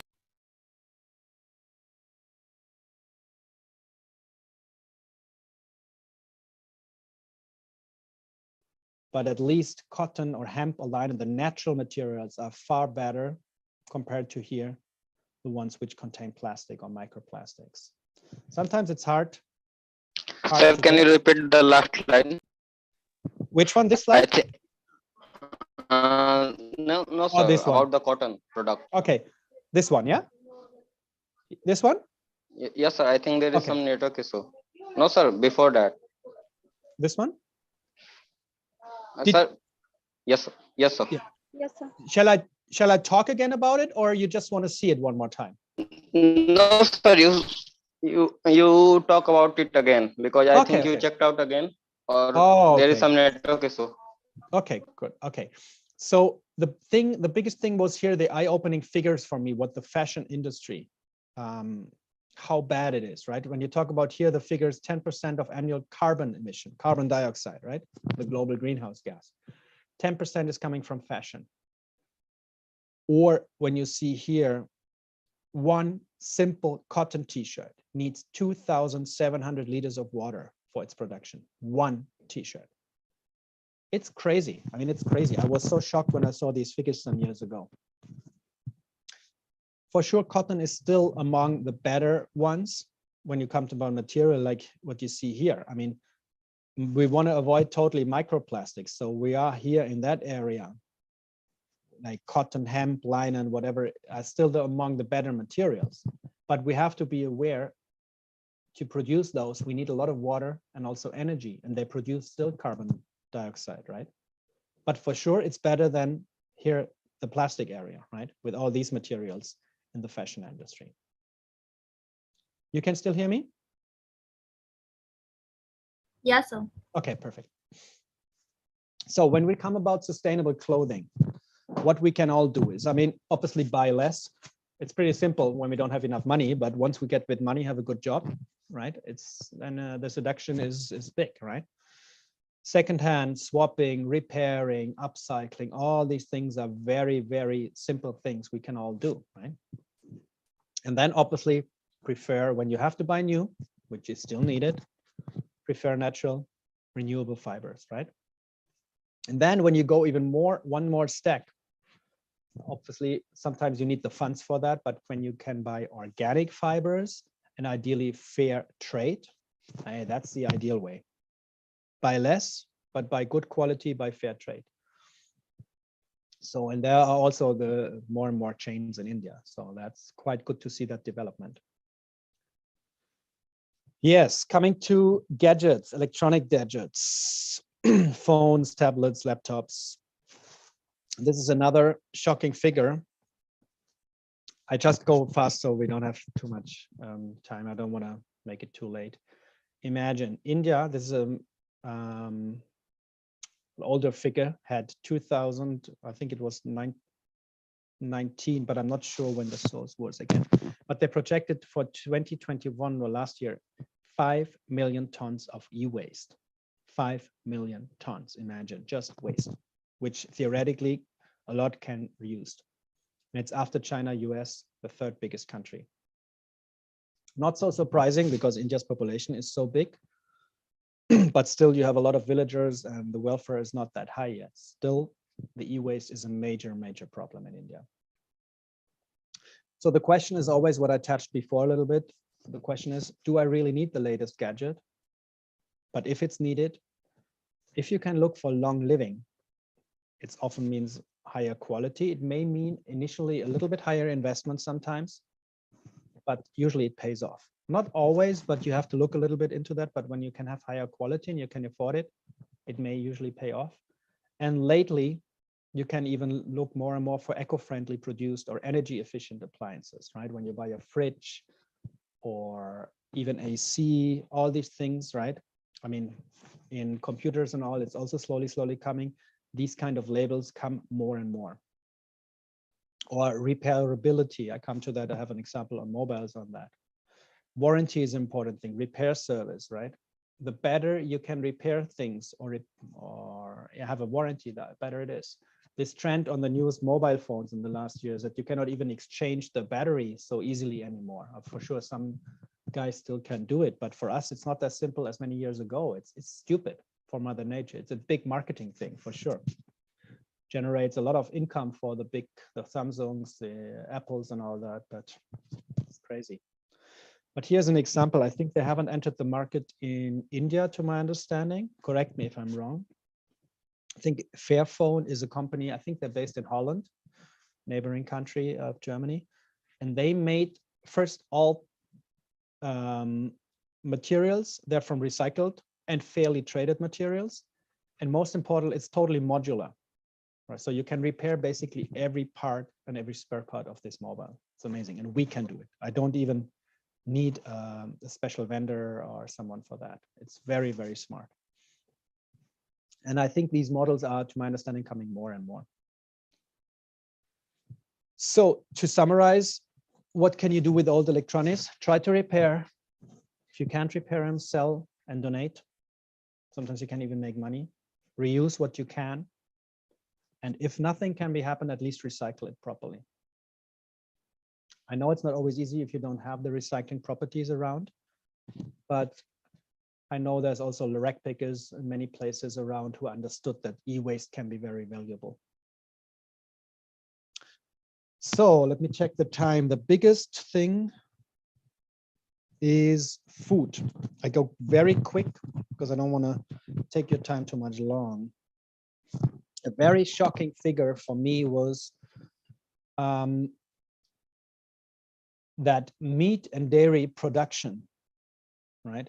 I talk about milk, about eggs, and the meat itself is standing for 51% of CO2, carbon dioxide emissions every year. These figures you probably have not seen that high before for those who digged into that area. But this figure is that high because it's, to be honest, it's the only real honest, how do you say, value if you really look the full value chain. It means these 51% exist because you look, hey, if I need to buy, basically raise cattle, very often you need to cut down trees, right? So the land use is one part. Then they eat something, the cattle. Just make it as an example with cattle, right? Then to go to a slaughterhouse, sometimes when you have the bigger cities, they have these big slaughterhouses, especially in the West. I mean, in India, it might be sometimes a little bit different, but I give you the global perspective. So you have to be transported, they go to a slaughterhouse, then they're packed into plastic when they go into the supermarkets. Even the cattle, I mean, it's a stupid thing. They fart, yeah, but they fart a lot of methane. Even methane is the more powerful greenhouse gas than carbon dioxide, right? So if you put the whole value chain from the beginning, from the raising of the cattle, even how their field, where they're raised at, is brought up, to slaughtering, to the packaging in the supermarket. If you calculate that all in, so it's the full supply chain or the value chain in, then we talk about 51% of CO2 emission. Only meat and dairy and eggs, the full animal-based thing. And that's for those who want to do good. Maybe I show you that chart first. For those who really want to do good, it's maybe the most simple way to reduce your environmental imprint or impact on the planet. I don't want to convince anyone to become vegetarian or vegan, right? That's not my cause. But I want us all to be aware what the imprint is and make conscious choices. If those who want to keep eating meat, and I know dairy is for many a very integral part in the Indian culture, there's nothing wrong, but reduce it where possible. That's, I think, the big thing. Because here, I think we don't have to go through that. Here you see another, for those who want to go deep, the greenhouse gas emissions. You see now between the different products from beef down to like root vegetables, apples, what the different parts of the supply chain, for those who want to go deeper, really make, right? In terms of carbon emissions, it's really crazy. Another thing is water consumption. It's another thing what you can see, how much hidden water waste. I'd call it hidden water waste, right? You see beef. Imagine this is for 1 kilogram finished food. When you have 1 kilogram beef, you need 15,000 liter in its lifetime of a cattle, of a cow, basically, until it's slaughtered. 15,000 liter to get one finished product, 1 kilogram beef. It's crazy. And obviously, the more you go away from meat and dairy, so you can see still butter needs almost 5,000 kilogram. Cheese, 4,000 liter, it's not kilogram. And then when you come to vegetarian, lentils, chickpeas, rice, per kilogram finished food, they need much less water. So also when we talk about the crisis of water, which is a big problem worldwide, you know, and especially in India. India is one of the major problems, water shortage and water pollution, groundwater pollution. Going vegetarian or ideally vegan is a major, major thing we can all do. Fishing, I leave it here. Okay, meat eating, I mean, I guess you all know that overeating is a massive problem for a lot of diseases. On the left side, you see a lot of diseases which have to do with food intake. Here you see our, on the right side in the picture, you see just an example scribbled how our veins, our arterias, how they look like when you have more vegetarian or even vegan-based diet. Again, we're not talking about when someone eats occasionally meat or fish. That's not the big deal, but for those who eat a lot of meat and fish, right? This we leave out, there's replacements. I mean, luckily the Indian kitchen is very much vegetarian based, but I know also there's a lot of more and more people becoming meat eaters and yeah. So to sum up, I think that's one of the last charts. If you want to keep on eating meat and dairy, nothing is wrong with that, but reduce overconsumption. Go for organic if you can. If you have dairy, try, it's not always easy, from, I call it healthy animals, like grazing on pastures. I mean, when you buy your little milk somewhere, how can you control that, right? But more and more labels are coming up, and also to India, where they show where the food is coming from, right? Or when you still want to eat eggs, right? Try to get eggs from free roaming organic fed chicken. Not an easy one, I know, but maybe you have it in your neighborhood where you know how they're raised, right?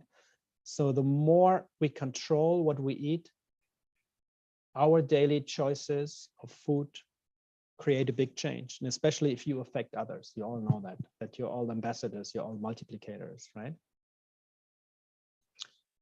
Food waste, I don't want to talk into that. You can go through that yourself. Food waste, we'll leave all open. Maybe 2-3 more concepts on food. Ideally is a concept of seasonal food, what is now in season. If it's organic, we touched already, and GMO free is another big topic. If you can stick to these type of foods, the better it is. It's also seasonal food, means also your body can much easier digest it. I mean, in your Indian ancient system, Ayurvedic system, right? You will see the seasons, the different seasons, the food changes. You need different food, and your body thanks to it, your mind thanks to it. If you keep to seasonal food, it's much better digestible for you. Prefer fresh and local food. We touched on that online, right? And the most important thing, very often the shops may not have it, but you can ask for it. Don't forget, you're one person, the next person asks, and at some point, if there is enough demand from someone, your shop owners, where you buy your groceries, may change, may get different offers, better offers. If you ask them, I want organic food. I want more this, I want more that. Challenge them, demand it from them. We have a huge power. Then a beautiful example from India, I think most of you might have heard it, that's Sikkim up northeast, right? It's a beautiful place for those who have been there. It's 100% organic already. It's amazing. It's really amazing. For those who want to read more, there's a good link down there. There's a lot of links, by the way, in the presentation. This we leave out. This we also leave out. There's a lot of tips in there, also what our organization does. I don't go through that now. For those who are more interested, can go and read through it. One of the most important things towards the end, the last 2 slides now, really, you're still all young. I'm still young, but still I could be your father for most of you. So don't copy blindly this lifestyle of the West. India is, I mean, there is a reason why I'm living there most of my time the last 12 years, right? Since I first time stepped on your country. Learn the good things from the West and keep the good things from India. I can only tell you, it's not good to copy blindly the lifestyle. I guess most of you might already know that, right? We have done so many stupid things in the West. The whole materialism thing, the endless growth, capitalist thing, the destruction of nature, blah, blah, blah, all these things. Don't copy these things. Look for the good balance, or I call it East meets West. Find the right balance. For sure, a good thing you're all doing, I think, as service in that organization. I mean, you're cleaning. The cleanliness is a good thing to learn from the West, right? But don't learn from the long things. And this is a motivating thing. You all, I'm pretty sure you know that you all can make a huge difference. There's so many people who think they can't make a difference, but if they all step up, it has a ripple effect. You all do an amazing job on that. Or if you just want to go on demonstration, you probably heard of these things going, the Friday for Future demonstrations. I'm not sure if they rippled into India. Does anyone know the Friday for Future organizations? Did it go into India? Or does anyone know Friday for Future? Anyone knows that? No? No, sir. Oh, okay. Good. I'm not sure how big it was in your media. Okay, so it seems not. It's you probably have heard of Greta Thunberg, or have you heard of Greta Thunberg? Anyone know? Yeah? Okay. She's a young, I don't know, 16, 17, she will be maybe by now 18, right? She's a young student, right? And I think it's now 2-3 years back, maybe 4 years, that our governments were not doing, many students perceived they were not doing enough to fight global warming, to fight the climate crisis and all that, right? So more and more students went onto the streets to demonstrate, and they dismissed school on a Friday and went out to, in all big European cities, it was a huge ripple effect. So that's what they call the Fridays for Future. Basically, they went out Fridays, missed school, whatever, I mean, they told their parents and went out on the streets to demonstrate, basically to bring more awareness to climate change, to sustainability practices and all that. That's why I'm saying that we all can do some things. I mean, what you call, I think in India, very often the rallies, right? What I showed you before also from a program in Chennai we had. There's a lot of things we can all do. Or here, that's a Chennai picture in the middle. Or here, you probably all know these kind of flash mobs. They're sometimes organized over social media. There's a lot of small things you all can do, and I'm pretty sure you do already in your organization. Just want to encourage you, you have a lot of opportunities you can bring forward awareness, but by the actions you do, actions speak very often more than words, right? Even I talked right now because I was asked for, but the actions, they really speak for it. And that's my last slide, second last slide. Again, giving you the opportunity to ask questions, any comments. Don't forget, there is no stupid questions. So I have a question. Sure. That you told about we should try to reduce non-vegetarian food. Yes. So if we try to reduce non-vegetarian food and try to be vegetarian, so how food chain is maintained? Because we live in an ecosystem and everything is connected with one another. You mean how the food system will change, or what is your question? Food chain, so how food chain or food web is maintained? Are you talking about your personal intake, how you get the protein, or really how the industry and the food chain outside works? Or are you talking about your personal intake? No, sir. I'm talking about food web. We live in a ecosystem and everything is connected with one another. So if we try to reduce non-vegetarian food, then their population.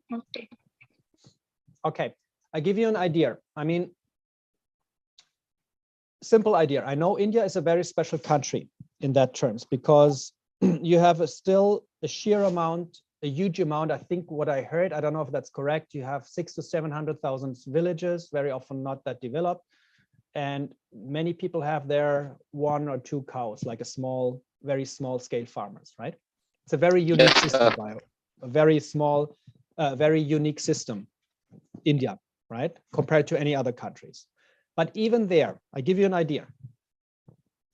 When the demand of, I speak on a global picture and then you get the point, right? It's not that easy to India, right? I pour out you the global perspective on it. But again, if at some point meat or dairy demand, right, is not that high, right? Because more and more people decide for a more healthy, a more planet-friendly,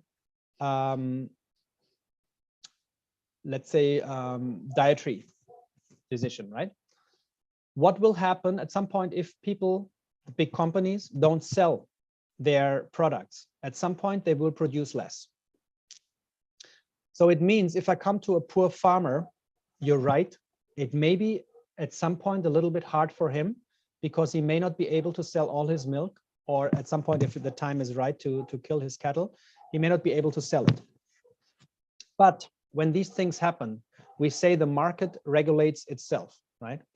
At some point, it may happen that he thinks, okay, there is no real potential. Maybe I grow vegetables, theoretically.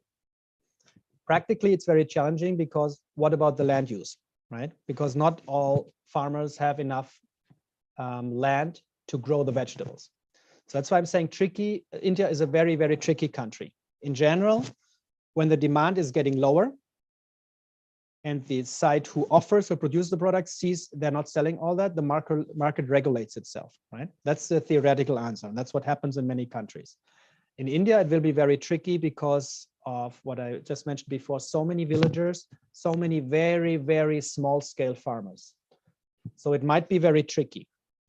Still, if you come again from a purely environmental friendly perspective, it is the right way to reduce meat and dairy intake. Does it answer a little bit your question? The auto-regulation of the market, but again, India is very tricky. It's very tricky in that, and I cannot give you. Thank you, sir. Yeah. So thank you, sir, for your answer. Plus, maybe I add one more thing.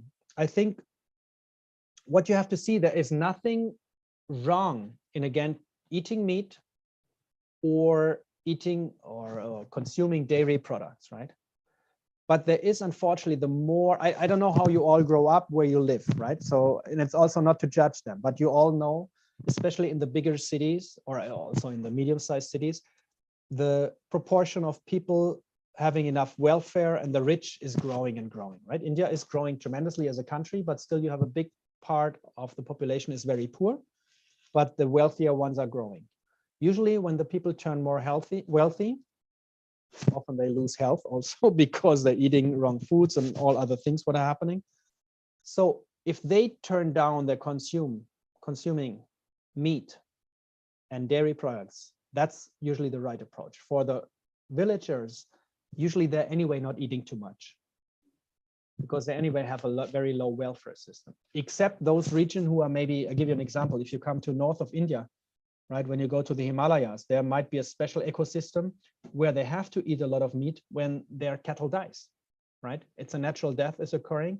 Tibetan people is a very good example, right? They have, even there by law, very often vegetarian, but when their cattle dies, it would be stupid not to eat the meat, right? So you have to take into consideration also the local and regional circumstances. But I gave you a very global, a general perspective on that thing, yeah? Any other questions or suggestions?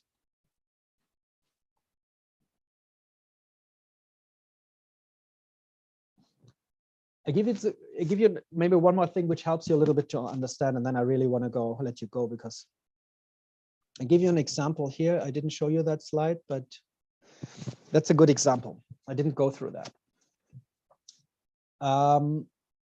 Western countries, they have a lot of dairy intake, right, the last years. And what's happening to the market, we have a different system, right? We have much less farmers here, but very often medium to big sized farmers, right? It's a big different system here. But when you look here, just on an environmental impact, CO2 emission, demand for land, demand for water, cow milk versus natural or plant-based milk, like rice milk, soy milk, oat milk, almond milk, right? All of these plants have the potential to give milk. The figures here are much better, right? As you can see. What happened here, the dairy intake is year by year decreasing because more people understand. They still, I eat, for example, in the morning porridge, but I use rice milk or oat milk, right? Much better. So the market somehow regulates itself. That's what's happening here. But again, what I explained before, in India, it's a bit more tricky because of the village system, right? And but that's in figures your question about. Okay, any other questions? And even if you don't have now, you have the very last chart. Oh, why did I jump here? There you have my contact details. And feel free to reach out. Maybe let me see where it is. Yeah. Feel free to reach out to me on email, on WhatsApp, on Telegram. I only have currently my German Telegram number, not my Indian anymore, since I just left India like 5 months ago. So feel free to reach out anytime. For whatever question. Don't forget, there is no stupid questions. And yeah. And you get the presentation. I send it to Darshan, obviously. And that's it so far from my side. Any other questions? So I have one question. Sure. Sir, is there possibility in upcoming years in India, there will be more eco entrepreneur? Yes, there's a lot of potential, I think.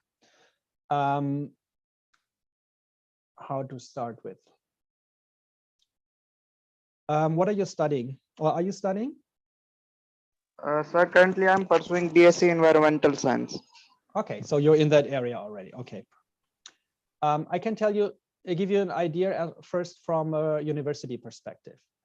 There's more and more studies and centers, university centers, and studies happening in sustainability. You might be aware of that, right? Number one, so people are studying that area. Secondly, businesses are learning that, how to say that in the best words, that it's not only something nice to do for nature and at the very end for us humans. Businesses, people, I mean, at the very end, when we talk about business, we talk about people, right? Behind every business is a person or a few persons, shareholders. Yeah, they want to earn their money with it. They're understanding that with eco business, you can make a lot of money, right? I'll give you a simple example. Why do the rag pickers pick the recycling things, right? Or whatever, the cardboards, whatever. Obviously, they don't have much chances, right? Or maybe in society. But still they're getting money from it. Even on that low scale, they get some money. And now what happened the last years, the market is changing so much. People have the awareness that we're destroying our own habitat, Mother Earth, which we need to live. So people are willing to sometimes even pay more for environmental friendly products, for fair traded products, for organic foods, for local foods, for whatever is doing good. Not everyone can afford it, but sometimes you may sell them more expensive. You have a lot of brands in India, right? A lot of shops which go for sustainability, for organic, for fair trade. So it's growing globally, but also in India tremendously. You may still have to look for that a little bit, depending on your career choice then, but it will tremendously grow in the next years. Because I don't know how much you followed global media the last month and years. There was, I think it was November last year, the big UN conference in Glasgow in Scotland.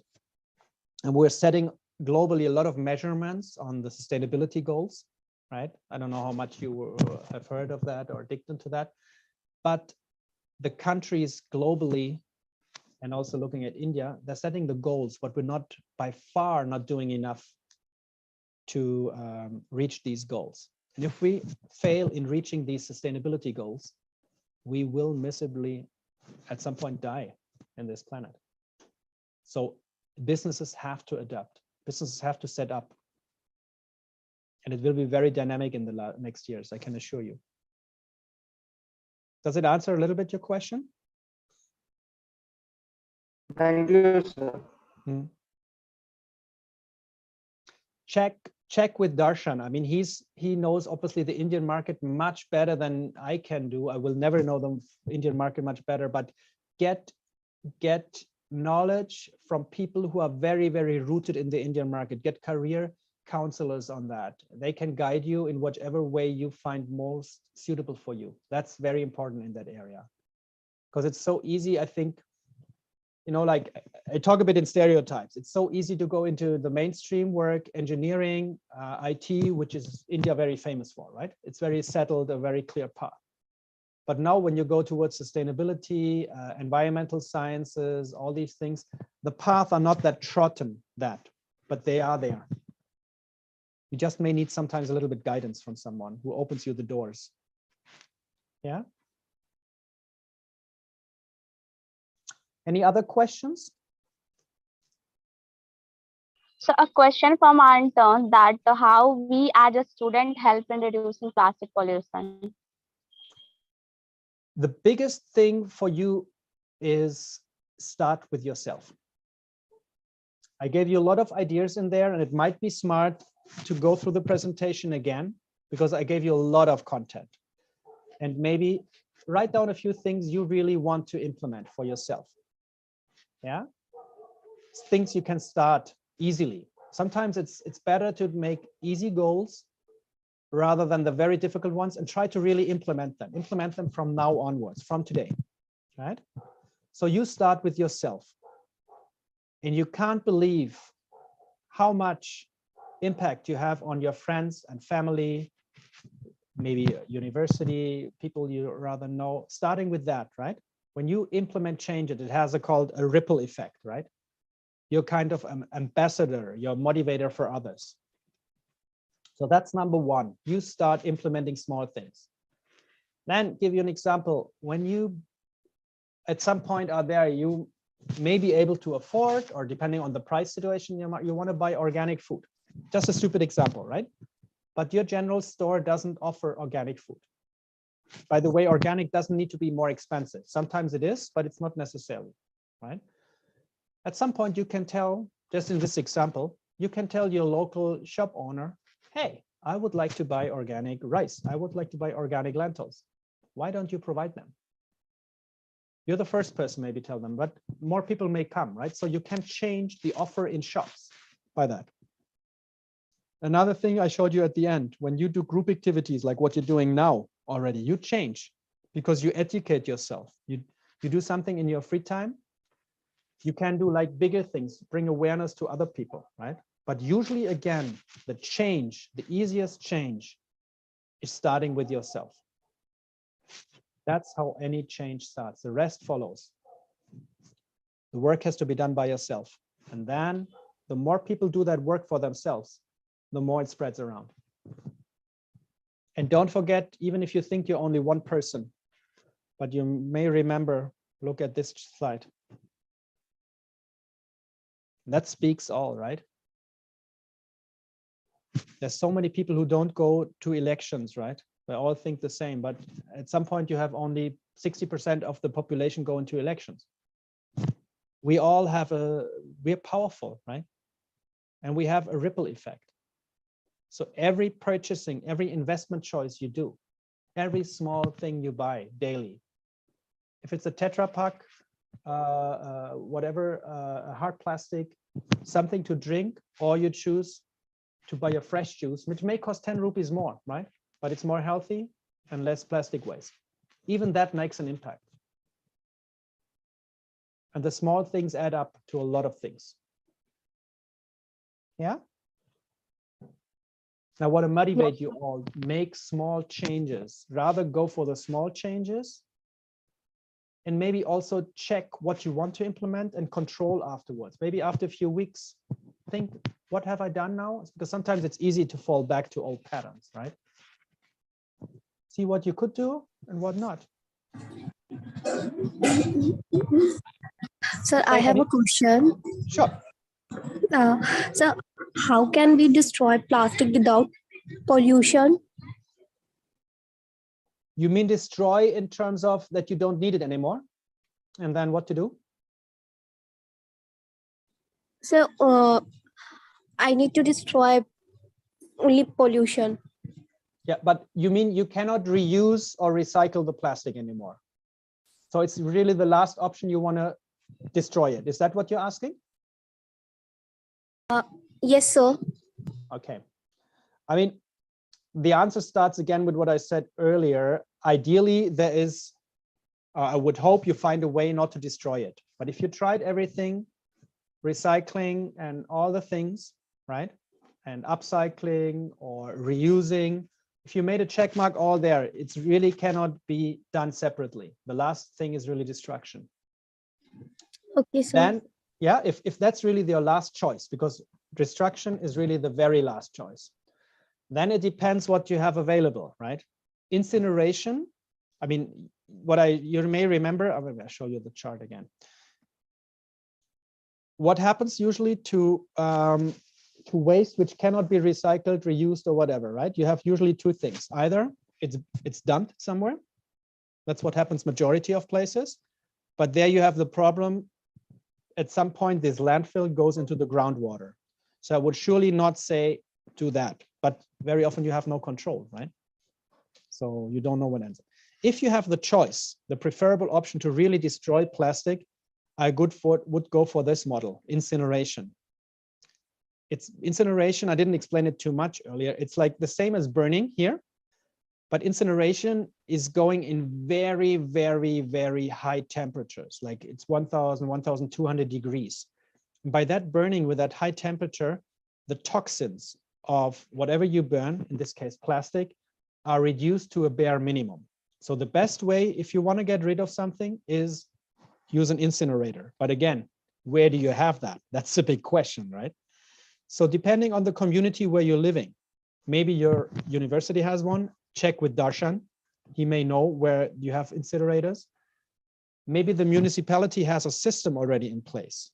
This is growing more and more that the municipality, your local place, has incinerators. Obviously then bigger than this one. This is a small incinerator at one of our schools, right?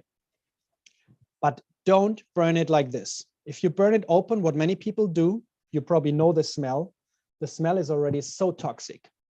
And this bad smell, this toxic smell comes from plastic burning. So don't burn like this. Try to find a place where you can burn with high temperature in this incinerator, that's called, yeah? But it's hard sometimes. If you don't find, or if you don't have a local availability, what can you do? Yeah? Okay, so Any other questions?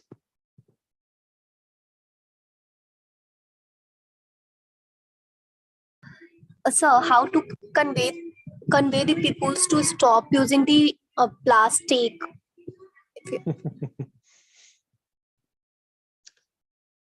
Again, how do I start? I mean, the best thing is when you make your changes, that's number one, right? Your daily life changes slowly, slowly. The more you learn, the more you intuitively, spontaneously understand how you can tell people in a special situation, how to motivate them to make changes, right?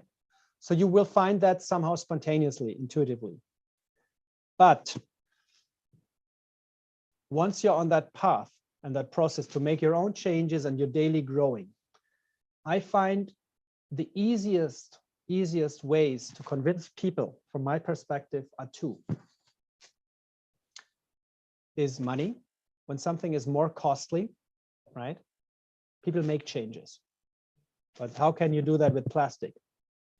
This has to be done something by companies or by shop vendors. Give you an example. When you buy somewhere chai, right? If I would be a chai vendor, chai wala, I would make my chai maybe a little cheaper for those who bring their reusable cup. One model, what people can do, right?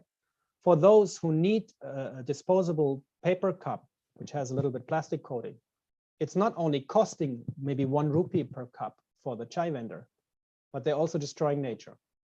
But this model needs also that the vendor understands the concept, right? And the people understand the concept. So by making things more expensive, that's how people learn, unfortunately. But that's nothing you can change. You can only change when you go into your first job, on your jobs, and then have a little bit of power to decide things. So money is one thing which educates people, unfortunately. Number two, health. When it comes to their personal health, plastic, we talked a little bit about the microplastic thing, right? Microplastic is everywhere. You remember we said at the beginning, in the oceans, in the groundwater, in the foods, vegetarian food, in fish, in meat. So we have to tell people what the bad effects, the bad health effects of plastic are, right? You may remember we have this slide also somewhere in here. Yeah, that's the slide. Yeah. So you can talk about health problems because of plastic, right? For those people who are a bit more environmental open and understand how bad it is what we're doing to nature, you can also talk about the bad effects of plastic to nature in general. Not only about the microplastics and nanoplastics in the nature, what it destroys. You can also come from that point to produce the products, right? You may remember we talked a little bit, I think here it was, right? Plastic is made out of crude oil, petroleum, oil, right? And then we add a lot of chemicals and we need energy and water. So we're wasting so much resources just to produce a plastic, which is very often used only for seconds, right? So to sum up, you can get people, depending how the people are motivated, right?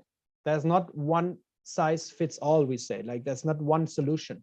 Some you may get if you charge them more money, but it's something not so easy for you, you can do. You talk about health impact, and you can talk about impact on Mother Nature for those people who are a bit more open. I give you an example, maybe that helps you also. It's shocking to see that. Since tap water in India is usually not very clean, right? Many people have to buy plastic bottles, right? For those who can afford it, right? Even the plastic bottles, these PET bottles, the 1 liter, 1.5, 2 liter bottles, they release some kind of microplastics in the water. I know there's controversial studies out there. Specifically when I would never never buy a water bottle when it's in the sunshine. When it's in the sunshine, the plastic even releases even more microplastic particles into the water. So if you have to buy a water bottle from plastic, never ever buy it when it's in the sunshine. That's the worst thing you can do to yourself. But if you educate people on that, what it does, right? Some people may change.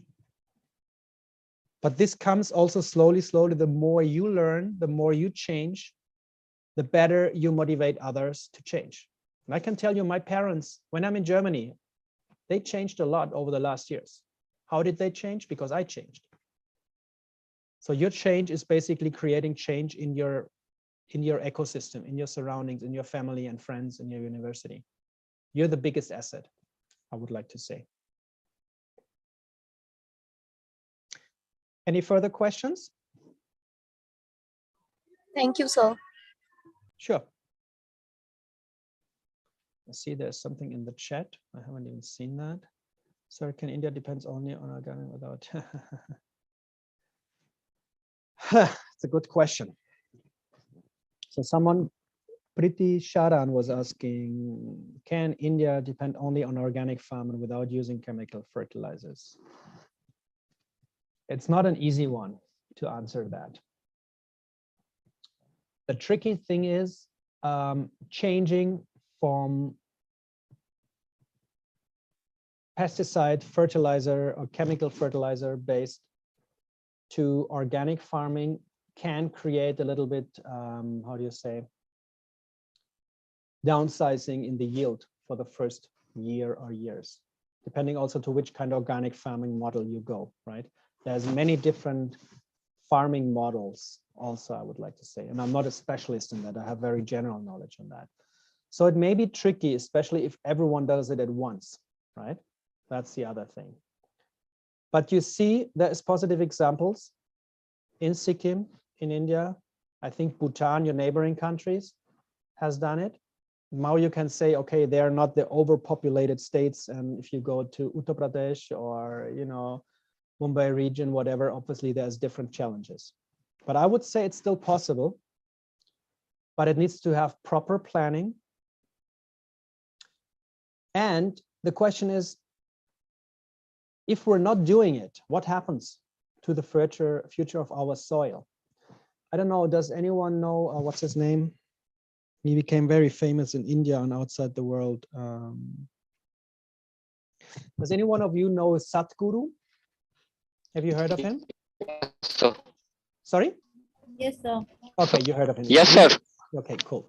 So you know a little bit, and he's currently on a big mission to protect soil, right? Soil protection is very, very crucial all over the world, but specifically India, because of various reasons, also groundwater shortage, but also about overuse of fertilizers and pesticides, chemical fertilizers, obviously, and pesticides. So the question is, even if we don't make the switch to organic farming or to, there's many buzzwords, I don't know who have heard of it. Some call it permaculture. It's a different system where you go organic. And then there is renewable farming, right? It's a whole new topic and a wide topic for another few hours. But again, I'm also not a specialist in that. But if we don't make that change back to, let's call it more natural, more eco-friendly, more environmental farming, we dig our own grave, because the soils totally deplete of any nutrients, and we cannot even survive that for another, I don't know, maybe 5, 10, 15 years, because every year we're depleting the soil more and more and more. We have to come at some point to a point where we go back to renewable farming, where we give back to the soil, that the soil can provide us with food, with nutritious food, with healthy food.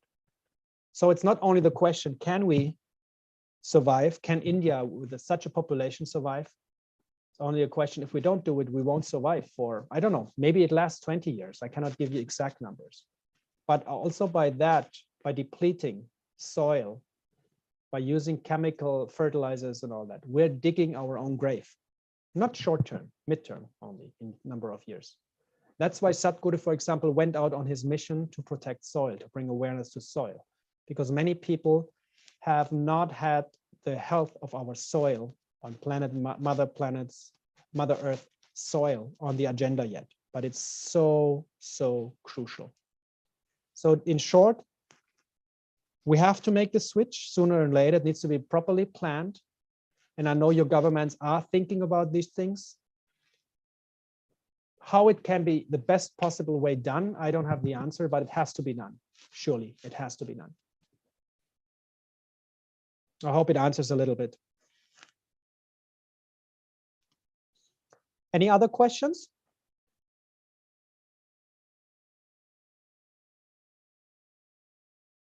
Okay. To sum this up, really, the challenges are very, very big in these days. You're unfortunately born in a very, very challenging area.